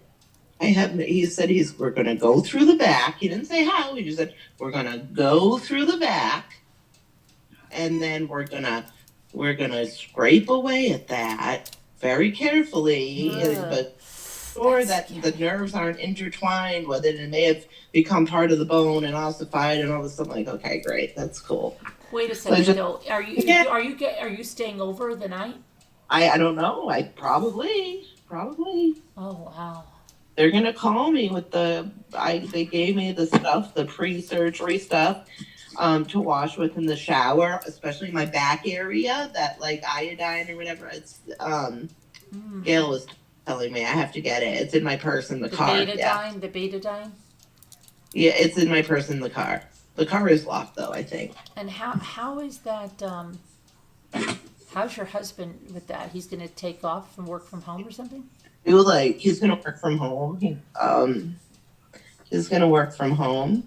Yeah. He and Nick both. They're both gonna work from home. They both work at the same place. Yeah. Right. So they're gonna both work from home on Mondays, and they're only gonna work 3 days a week. But it's okay because he has salary, so he's not gonna lose any pay. He can just work from home. And you're gonna bring your bed downstairs? Yeah, I have to bring my bed downstairs. Yes. Yeah, it's gonna, I don't know how I'm gonna be laid out like that. I'm not gonna be able to do anything. Oh my gosh. I don't know how, it's really So we're not gonna be able to go shopping with you. I mean, you're gonna have to shop. My God, I take everybody everywhere for everything. I am the person. Oh, you won't be, that's the other thing. You won't be going out for drink runs. I'm not gonna be going out for drinks. What about groceries? All of that, everything. Oh my gosh. What's gonna happen? Delivery. It's gonna be wild. Oh my gosh. So you do all your shopping now, Nicole, and then you can arrange all the items on your bed. What about all the stores and stuff we go to? So you're gonna have to really shop your brains out before. And you're gonna have to stock up on all kinds of stuff in your house. Yeah, oh man. Yeah. I'm having surgery. And then you're going to be laid up over Christmas and everything. Thanksgiving. You're going to be eating your turkey laying down in your bed. At least I won't be in pain, maybe. There's not sure, but hopefully. Who's right? going to cook Thanksgiving dinner? Phil always cooks Thanksgiving Oh, he dinner. always does. So you no changes. Okay. Yeah, never. He reuses his grandma's recipe. Oh, okay. If she's passed away now many years, but her recipe was her grandmother's recipe. And it's like a sausage bread stuffing. It's kind of a New England thing, like with little sausage pieces in it. It's like a stuffing. It's really good. And you don't need to cook it. Look what Kevin said. What? No, Kevin, her doctor told her she's going to be laid on her back for 6 months. Kevin, it's not a rod or anything like that. I have a calcified synovial cyst that's significant in size that they have to that's potentially ossified, the bones fused together, like the disc fused into this cyst, and my nerves, all the functions where you feel your legs, your perineal nerve, all of those nerves, your sciatic. There's a bunch of nerves grouped in there, and the cyst is like there, like it's right in this. You can see it on I showed my MRI to Sharon. She saw it. I can put it in Slack, I guess, if anybody cares. I don't mind. Oh, me too, Robert Bob. I'm partial to good turkey stuffing. I am. You didn't have to retract your message. It's okay. Yeah, I hope so. I'm going to be positive about it, but I can't, he said that you have to stay after that's removed. Now the nerves are freed, he was saying. So you have to stay on your back to prevent any leakage of that spinal fluid. Look what Captain Lee Fan said. She had that same surgery in 2000. Can you just type there? Can you tell her how your recovery was and how long you were flat on your back?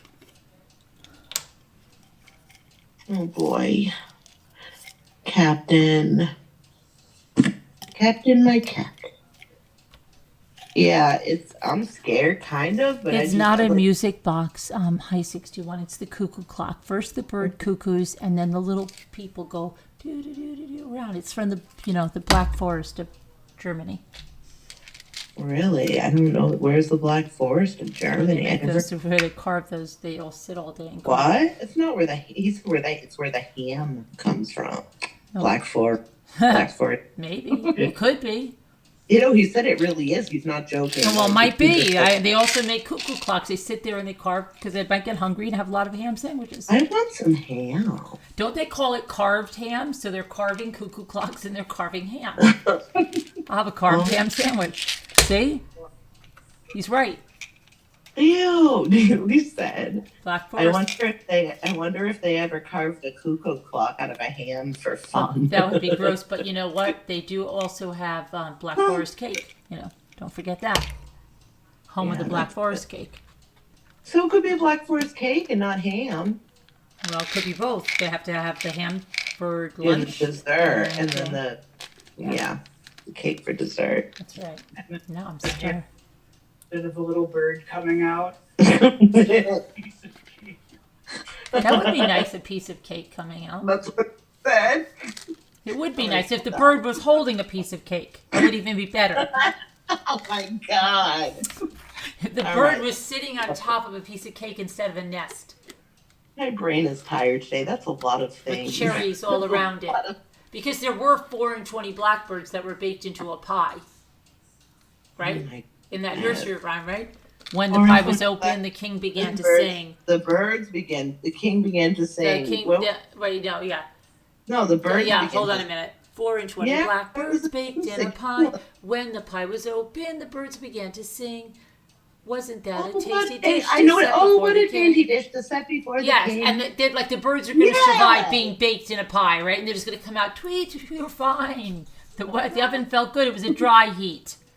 Yes, definitely. It was good. It was like a dry heat. It was very nice. The juices in the fruits kept us nice and hydrated, and we're fine.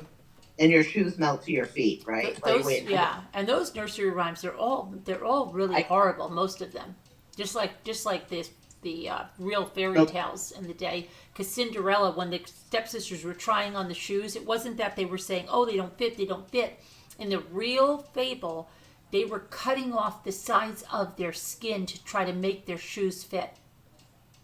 No way. One of the sisters cut off her toe. Yes, they were cutting parts of their foot off. Yeah, Nick knows everything. Yes, Like, they're horrible. The real versions are horrible. you said one cut off their toe and the other cut off their heel. It's disgusting. I mean, And it they really still is. didn't fit in the shoes. Yeah, that's a problem. Think about the song "Rockabye Baby." Oh, I know. It's pretty. Right, and you sing it to the baby on the tree. Yeah, but can we ask a question here? Yeah. Why is the baby in the tree in the first place? Why? Tell me. Somebody. I don't know. Well, maybe they just wanted to, they just had, that's their swing. They made a swing for the baby. To rock the baby. When the bell breaks, the baby will fall. No, the cradle will fall, and down will come baby, cradle and all. Great. But why the whole cradle? Why the whole cradle, though? Yeah, that doesn't make sense. I guess it was the first version of the Fisher-Price swing. You could make a hammock out of a sheet, but why a whole cradle? That's my concern. They were trying to make it, I don't know, it was the first version of the swing. Yeah, gravity will take over in that case. That's absolutely right. I thought a lot today. Today was a very long day for my brain. Yeah. Probably because you're driving. Do you think a lot when you're driving? You know, I talk a lot. Oh. Because I'm on with you guys, Oh, yeah, right? I know, yeah. And I kind of want to go back to that place, but I don't know if I'm going to go back. I need to. You need to make so they can see all the beautiful things. I know. Yeah. I'll give it maybe a sneak peek in a second. The Black Forest is creepy, Robbity Bob, and it's full of trolls. Black Forest. Is it? But they make a good cake. A really good cake. And a ham. I feel like a piece of Black Forest cake right now. And I don't really eat Black Forest cake. I don't either. I don't like Black Forest that cake. guy wanted me to make it, that scammer guy. He wanted me to make him a Black Forest cake. Remember that scammer guy? Oh, wow. The Mega Millions guy who call every day? Yeah, that guy. You don't remember that guy, Nicole? We listened to him every day. The Mega Millions guy called. I must have missed that portion of the program. Oh Carol. my gosh, that was the best portion of the program. Are you kidding? Mr. Mark Ashley? Mark Ashley? You missed Mr. Mark Ashley? I literally have no idea when see how my brain. This wasn't even long ago. I know. This was like maybe a few months ago, Nicole. My goodness. Not It's that not long ago. funny. Really not. This is And Mr. Mike Washington? You don't remember them? Oh yes, I remember that. They came. Oh my god, that was. They were going to bring me a really big check, remember? Yeah, I remember that. I wanted a check I could frame. For a car, too. And a car and a puppy, and I had to make the Black Forest cake.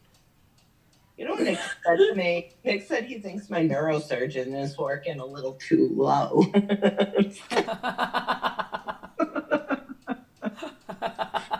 I might have to agree with you. Who is that one there? Is that Joel or Nick? No, that's Nick. He's hilarious. Oh, okay. Yeah, hilarious. He's smart. He's 30, right? You're 30. 30. I think. He's not. He can really keep track of that kind of thing. Yeah, he's really funny. He's really funny. He works a lot. Mark Ashley.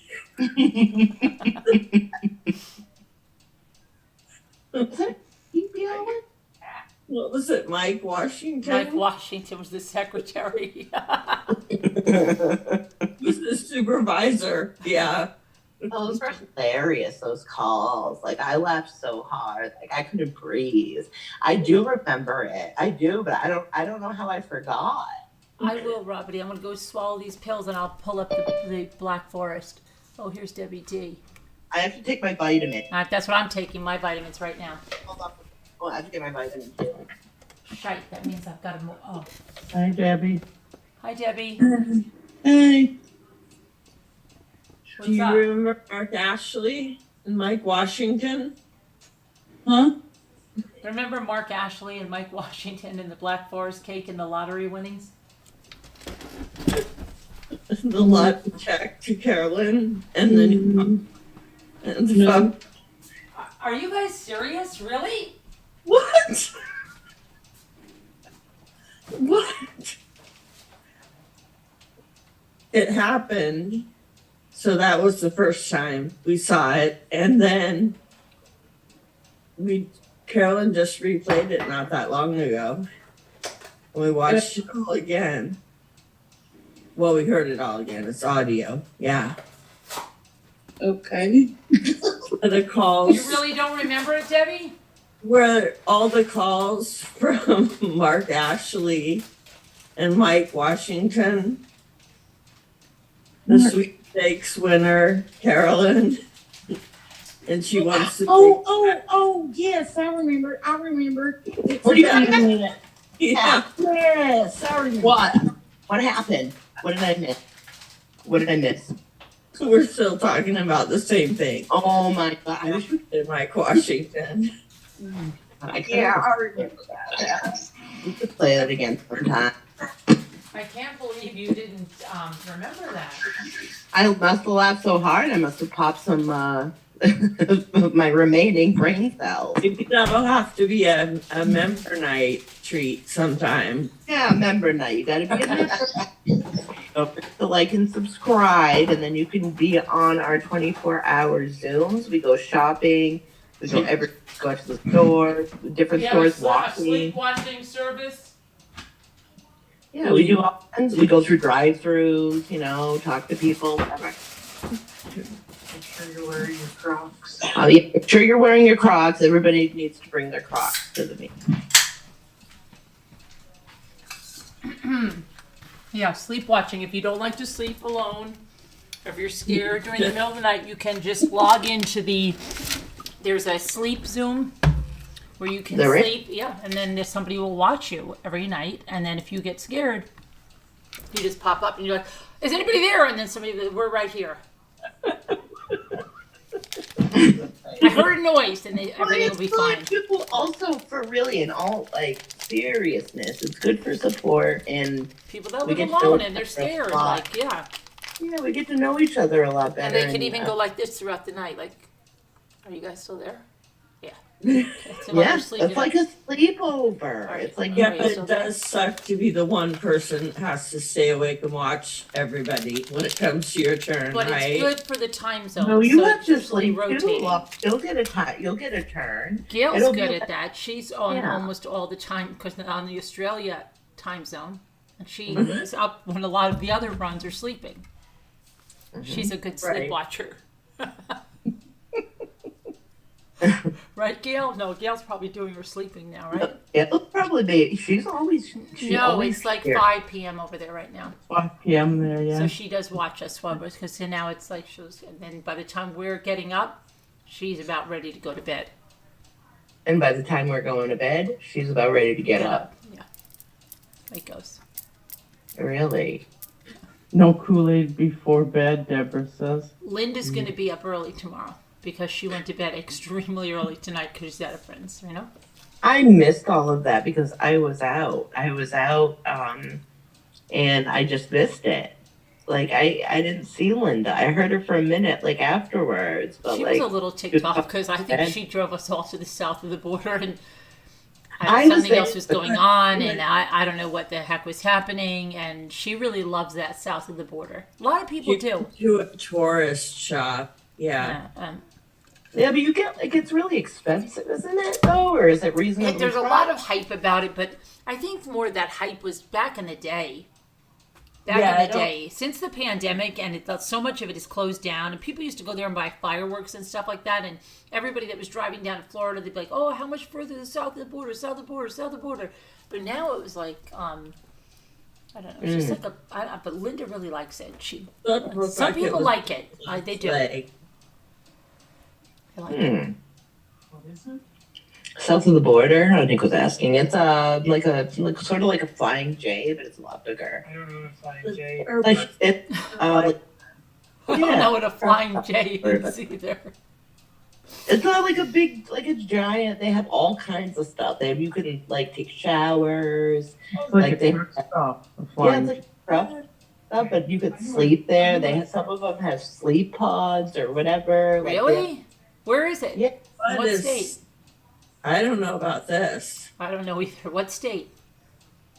They're the flying J, not a pod, but they can sleep there. It's not like a pod. What? But sleeping rooms. Can't you? I think you made that up. But what state is it in? It's a flying J. Jane, there's Maybe lots it's of them. Tower. Maybe There's it's Canada too. What state is it in, though? It's in all kinds of. It's in all the states. It was in the Southwest, I thought. People sleep there. Yeah, you can sleep there, can't you? It's like a truck Why stop. would they? What is it? It's Good like night, a, LMNN. Mostly Good night, trucks. LMNN. Good night, LMNW. truck drivers will go in and have a shower and a meal and it's truck stops. Truck stops always have the best bathrooms. Yeah, but it's truck stops for people on the road. Like they have rows of showers. bathrooms are good. They have showers and all kinds of But I always say that because of that movie where that guy from was due date or Yeah, something. there's just too He many goes- movies. He goes, rest stops have the best bathrooms. And I always say that every time I pull into a rest stop, they have the best showers. And I'm like, who takes a shower in a rest stop? I didn't know they had showers in there. Can I tell you something? I never showered in a rest stop. Neither have I. I didn't even know they had them, and that would be the last place I would shower. I wouldn't care how clean they were. They are. Paul, read what Kevin wrote. No. You gotta wear flip flops. You can't go in there barefoot or anything Oh, like that. gross. You definitely need shower shoes. Yeah.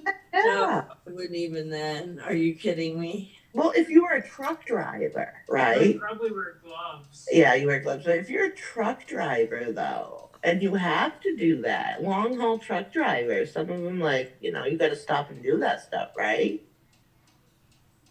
How What often about the would you do hotel? A gym membership. We shouldn't.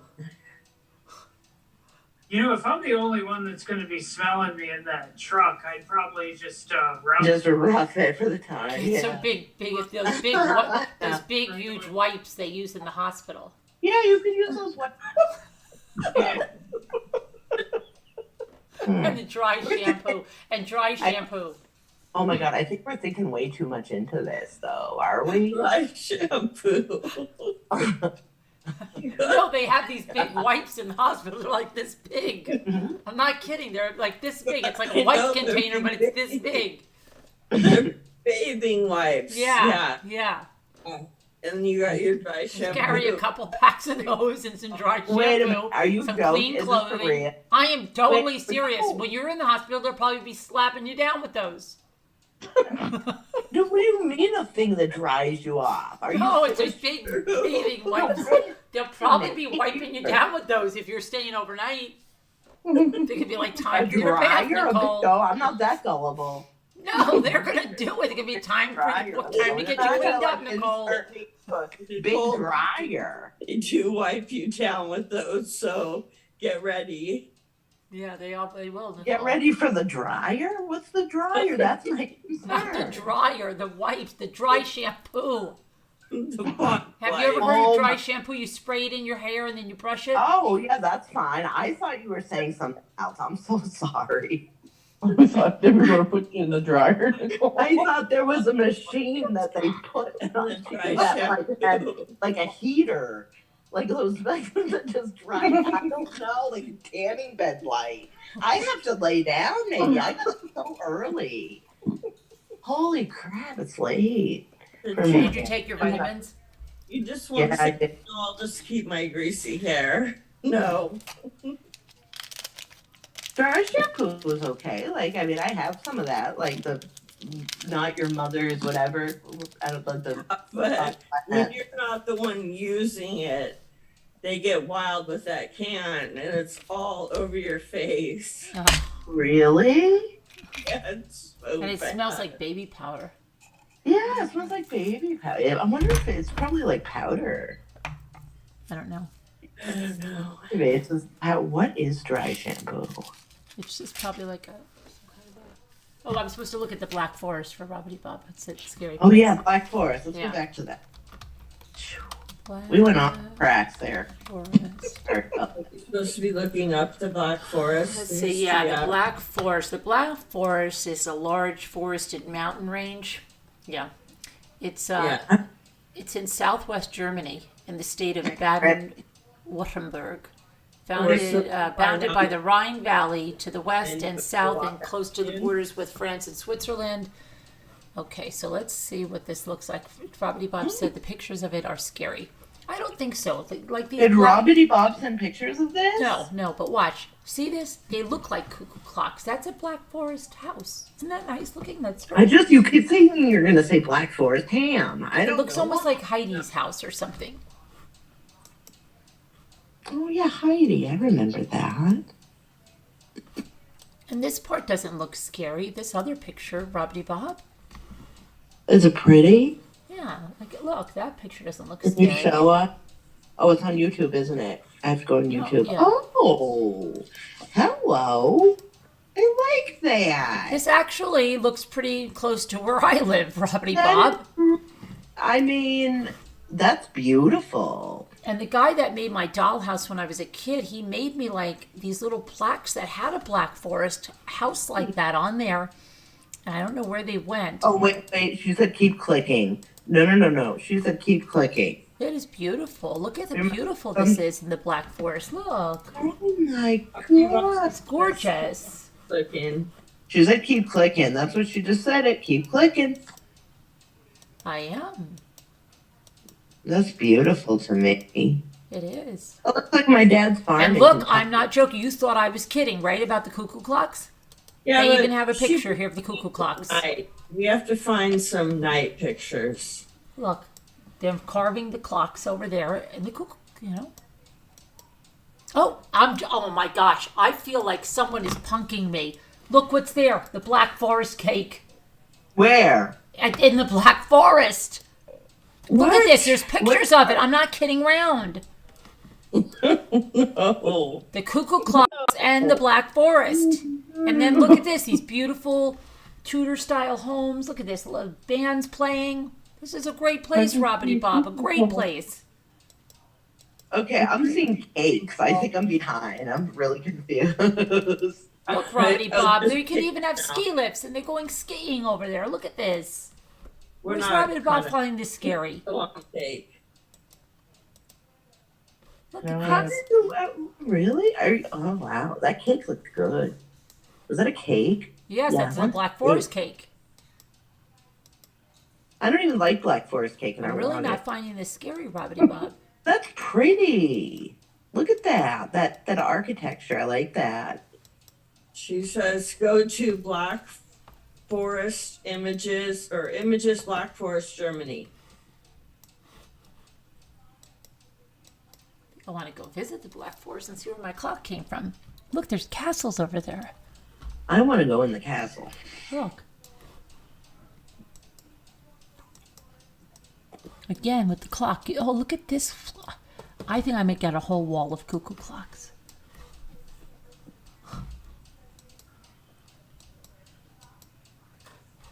Gosh, I feel like I've been to this place right here. They have a place like that in Great Adventure or something in one of the theme parks that simulates that. Maybe it's Busch Gardens or something. Yeah. In Virginia. Okay. I like that. All right, let's see what's going on in here. Let's see. Oh, goodness. Look at it. It's like a storybook. It is. It's like Heidi. It's like, yeah, it's gorgeous. I don't know. You're scared of this. Let me look at scary Black Forest pictures. She said that Scary Robert Bob said that her third image is really creepy. It really is. Let's Can see. you look at your third image? I'm gonna look for scary Black Forest images. Trolls under the rocks, Robert Bob says.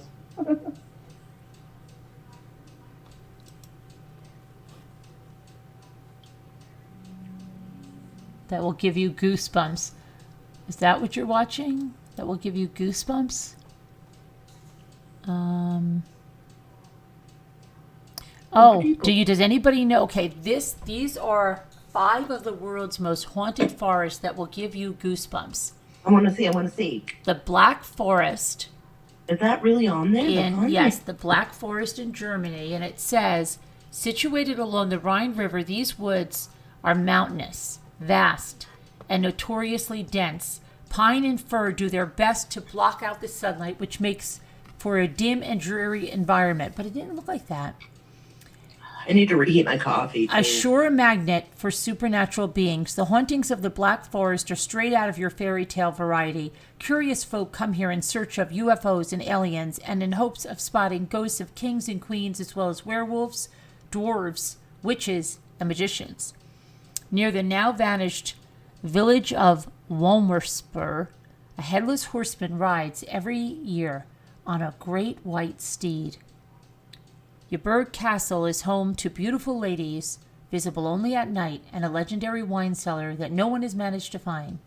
There are also the Baden nymphs who dwell in the murky waters of the Mumma Lake, sharing space with the Tundead King, who is reputed to kidnap women and take them to his underwater lair. But then guess what? There's one right here in North Carolina. And I'm not. And look at that. Linda's there. Look, maybe she's around this. It says, deep in the forest near the town of Bennett is a circular path over 30 feet wide where nothing grows. It looks as if someone or something has made the soil completely barren and destroyed all plant life. It's close to Harper's Crossroads and within hiking distance of Silver City. The area is a popular camping spot. Campers have claimed the items that left on the path move in the middle of the night. The popular explanation is that the path is made by the devil, trotting round and round while trying to come up with a solid plan to bring about Armageddon. It's said that the North Carolina State Department of Agriculture has collected dirt from the site in hopes of figuring out what's causing the pattern. No officials have answered any questions. Is Okigawa on the list, Caroline? The next one is Daring Woods in Pluckley, Kent, UK. And then the next one is in Virginia. Look, Linda's around 2 of them. The Old House Woods in Virginia. Wow. I wonder if she knows that. Old House Woods, Virginia. To get out of Virginia now.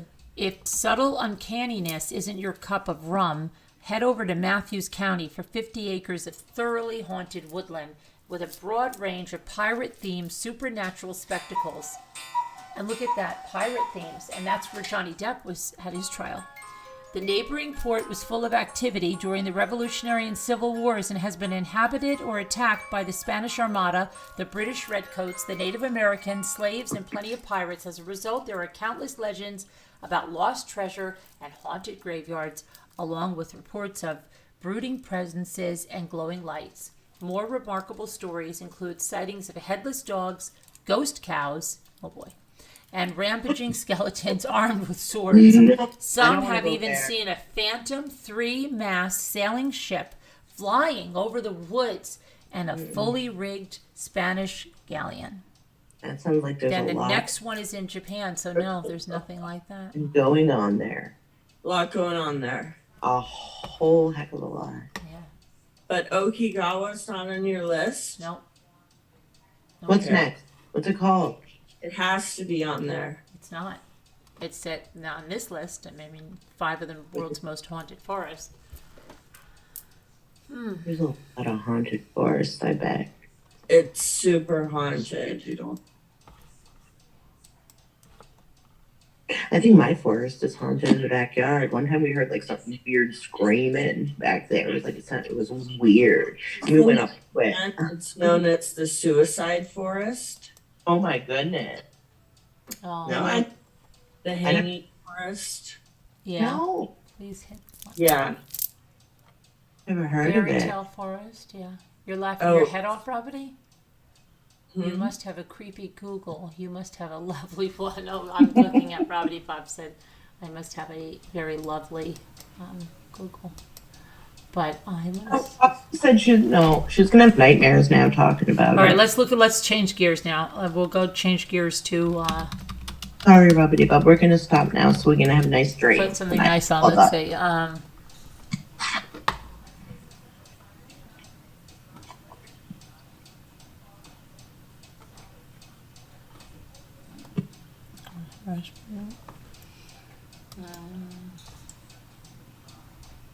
How about the Toy Museum of New York?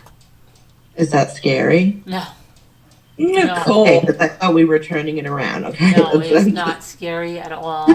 It just sounded like it was gonna be. Let's see what their Instagram looks like at the Toy Museum. It's the way you said it. It's the Toy Museum of New York. Oh. Yeah. That made it sound like it was. Look, she's holding her toys at the Toy Museum. Alexa knows what I'm talking about. And there's a dachshund. Is that a dachshund? That looks so big for a dachshund, but I guess, yeah. Dachshund. What is that? It's Queen Marlene's Toy Museum. Oh.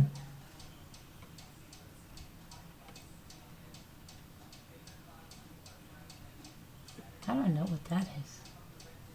Is that a show? Why did she come up as the Toy Museum? She looks like she's a show. Okay, let me look at this. I like that little dog. It was cute. Yeah, I think it was a long-haired dachshund. Yeah. I might be getting a new client, a long-haired dachshund. Oh, cool. Yeah, I think they've scheduled to come on, what is it, tomorrow's Friday? Sunday. How do you have time to do all this? Like, business is going really good for you. Well, there's a lot of people coming up to see the colors of the leaves, even though the leaves are changing late, but I don't know. I have a lot of clients.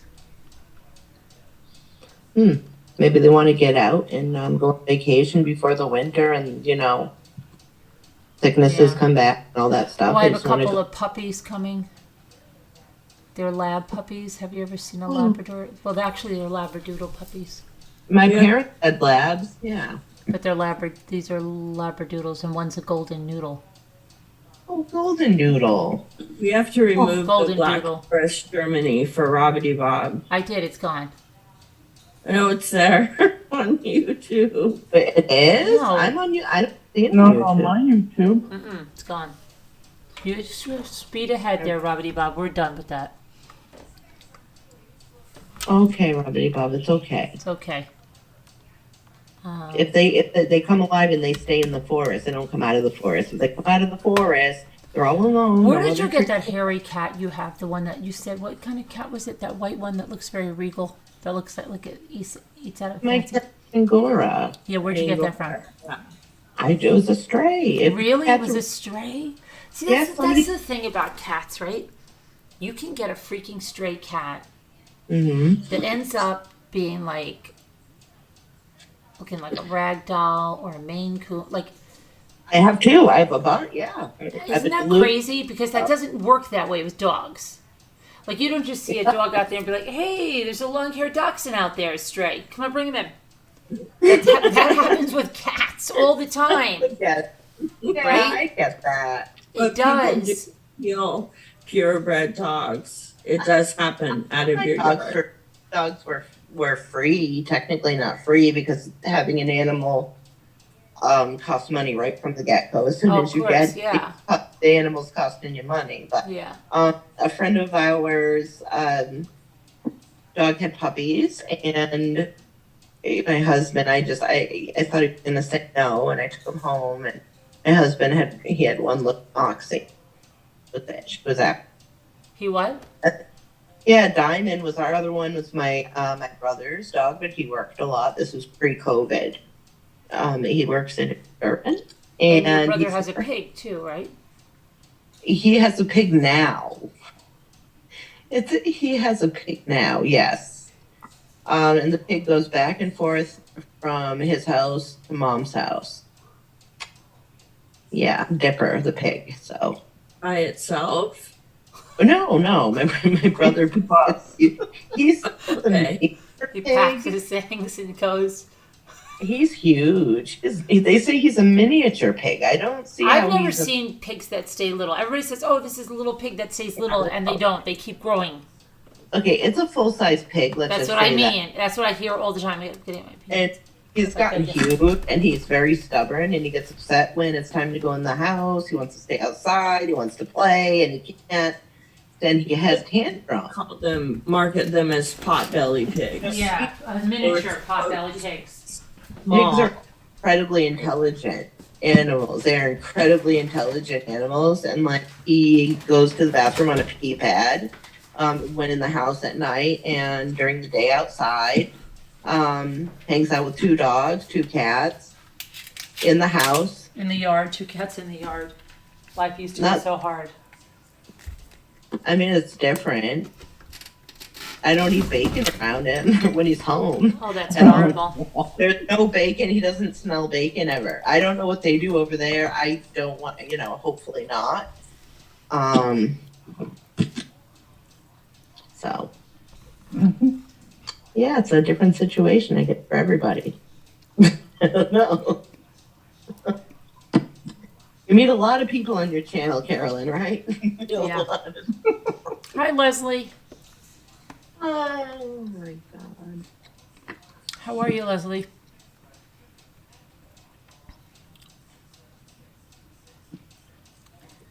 Oh, yeah, our beach vacation. We got to be careful, Kevin. Our house might get struck.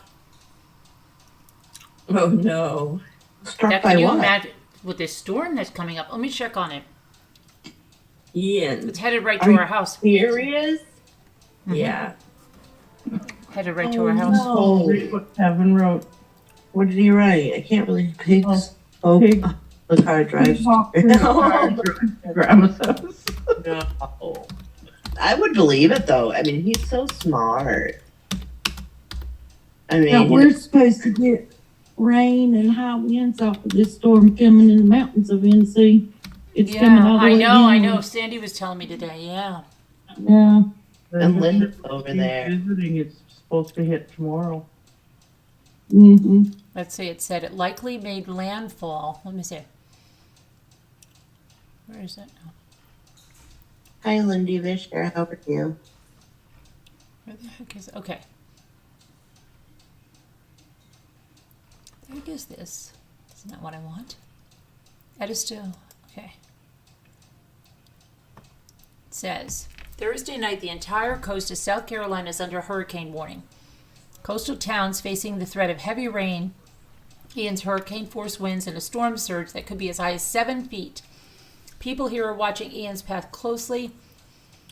7 feet of storm surge would bring the water over the dunes, essentially flooding the island. The wind on Edisto Island is a strong sign of what's coming. It's enough that Ted Griffin and his family are leaving.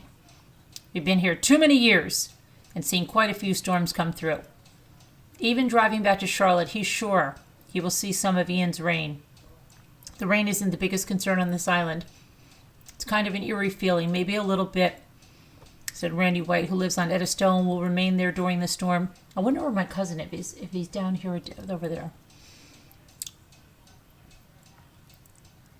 White's worry is the storm surge. The surge is the worst thing. He has evacuated during storms in the past, and he's now one of the few staying. He watched as the island emptied. It dumped out pretty good in the last day and a half. They left. The island's gas station is boarded up. The grocery store is closed. Food line's closed. And the people who chose to stay are getting ready to ride it out. If the storm surge does bring the water up 7 feet, Edisto Island will quite literally be cut off, meaning the people staying here are stuck until Ian leaves. Wow. What about their homes? Will it wash them away? Just have to wait and see.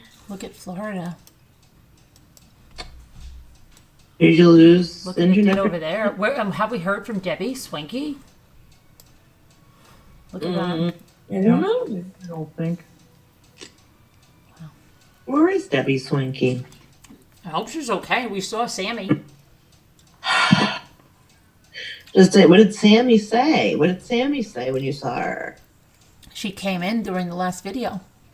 Okay, yeah, yesterday's, right? No, today. Revived Hurricane Ian. What happened in Florida? How many people there was deaths in Florida, weren't there? Oh, I don't know. I haven't looked. I don't know. I haven't don't been know able to watch the anything news or about it. anything all day. I don't watch the news, Carolyn. Oh. I do not. I just don't. I Either. Okay. Yeah, I don't at all.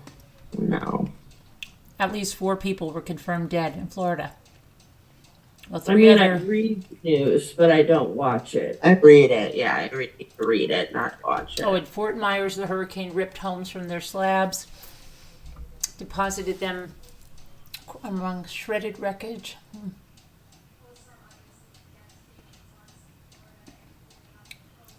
That's the bad thing about living down there. Right. I've never been. So I don't know. I think that I want to go there someday, but I don't know. Yeah, but the hurricane tore through.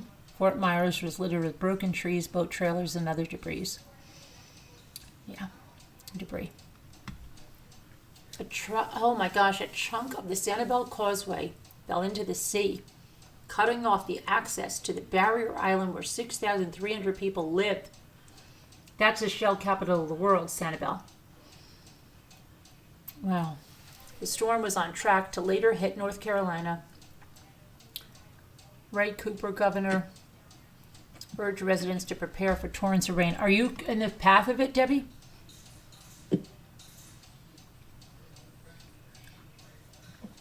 Debbie? Debbie D? Yeah, it's coming up to the mountains of NC. I mean, it's coming that far inland. We're supposed to have flooding and possible power outages, high winds. Yeah. I'm going to get my grocery pickup in the morning at 7 o'clock. Really? Before it starts. Are you home, Debbie, or are you out? Oh, I'm at home. I hear my fan running. Yeah, I hear your fan sounds like wind. Yeah, she's out in the storm taking pictures. Oh my God. Yeah, don't go out in the storm taking pictures. I mean, like, what is the weather like? Oh, I'm not. It's actually gotten cold here, and the rain and everything's supposed to start sometime around after lunch, mid-afternoon, early afternoon tomorrow. Okay. So I'm going to get my groceries in the morning at 7 o'clock before it starts. Right. How close is Do what? Did I just hear Sharon? Oh. Who's that? Who is that? I don't know. It sounded echoey, and then like Sounded like Sharon. Sharon, go to the other side of your thing. Sharon's not She's here. not on here. Sharon's not on here. You know, that was weird. I thought They're saying that Sharon's on her way out. Stop. I don't know. It sounded like Sharon. That's what the news around YouTube is. And the news around YouTube is that Scooter's already left. Yeah. Sharon, oh my gosh, look who's here. Linda Fischler, where are you? Why haven't you been? Who? Linda Fisher.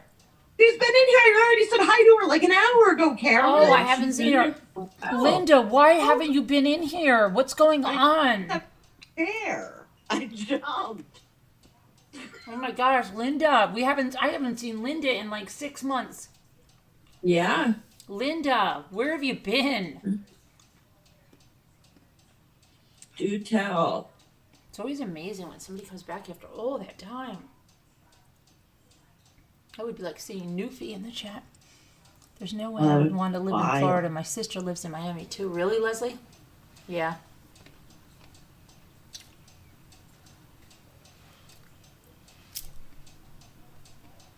What happened to Newfie? Where is Newfie? I don't know. Hope they're all right. Where's BNF? Well, I don't know. I don't know where she is I either. know. Everybody is. You think back and you're like, wait a minute, where did they go? You know? I know. Sometimes you call them and they do come. I do, yeah. And they do play. What's Rebecca up to? You know? Yeah, how's Rebecca been? Yeah, where's Gina. Rebecca? Jimmy was just asking about her. Yeah, we need a check-in from Where Rebecca. Rebecca? Good, she should say hi in the chat, maybe, or She's good. She's close to Utah. Oh, really? She is, yeah.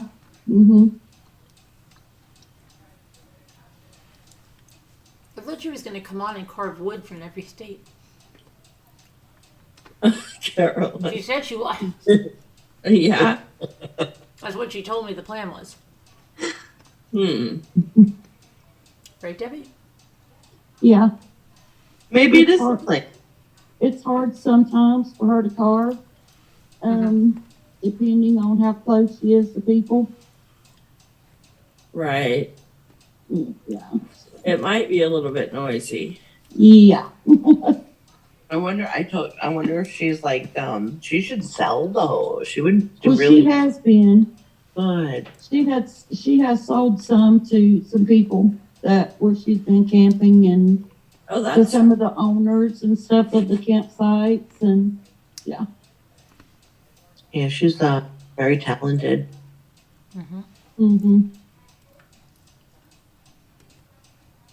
Mike Washington. Stop. Mark, actually, I want to watch that again. Remember, we should like, yeah, I do too. I really do too. I mean, I don't know. It's late.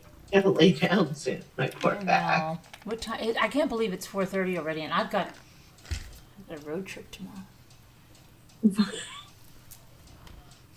Road trip? An afternoon trip, yeah. Do you have the future farmers of America in your school? Not in our school, no. It's not for farmers. It sounds. It's not just about farmers. We have something called 4-H, but it's also not in our school. Schools. Yeah, well, Ethan's like, I'm going to join, because Luke was in it last year. And the reason they're in it is because the son, somebody that Jimmy taught with, who's unfortunately not here anymore, is a teacher at their school. And they really like him, and he's in charge of that FFA. And so I said, well, what is that? And he's like, I've got to get I don't know if Ethan's just getting it for the boots. I've got to get a really nice pair of cowboy boots that he said he's going to buy himself because he's been working the whole summer. And Luke's been working, mowing lawns and stuff. And he's got this that he's going to go get so that we have to take them to get cowboy boots tomorrow and dress pants and stuff like that for this thing. And we'll see if they still are in it after that. I need my lawn mowed. My lawnmower broke this summer. Yeah. They've been mowing 2 lawns, and then watering plants for another one. And Ethan was working on another job. Yeah. Yeah. Does he charge a lot per yard, or is it per hour? Or no, it's per the yard. So. Oh, that's good. Yeah. That's really good. Linda Vischler, where have you been? You've been struggling health-wise? Oh, I'm sorry to hear that, but I'm glad you're here. Well, we're going to go now, and thank you guys for coming. We'll see you tomorrow. Just wear cowboy boots and a Speedo, yeah. I don't think so. But we'll see you guys later. Bye. Thank you, everybody. Good night. Good night. I'm going to have to start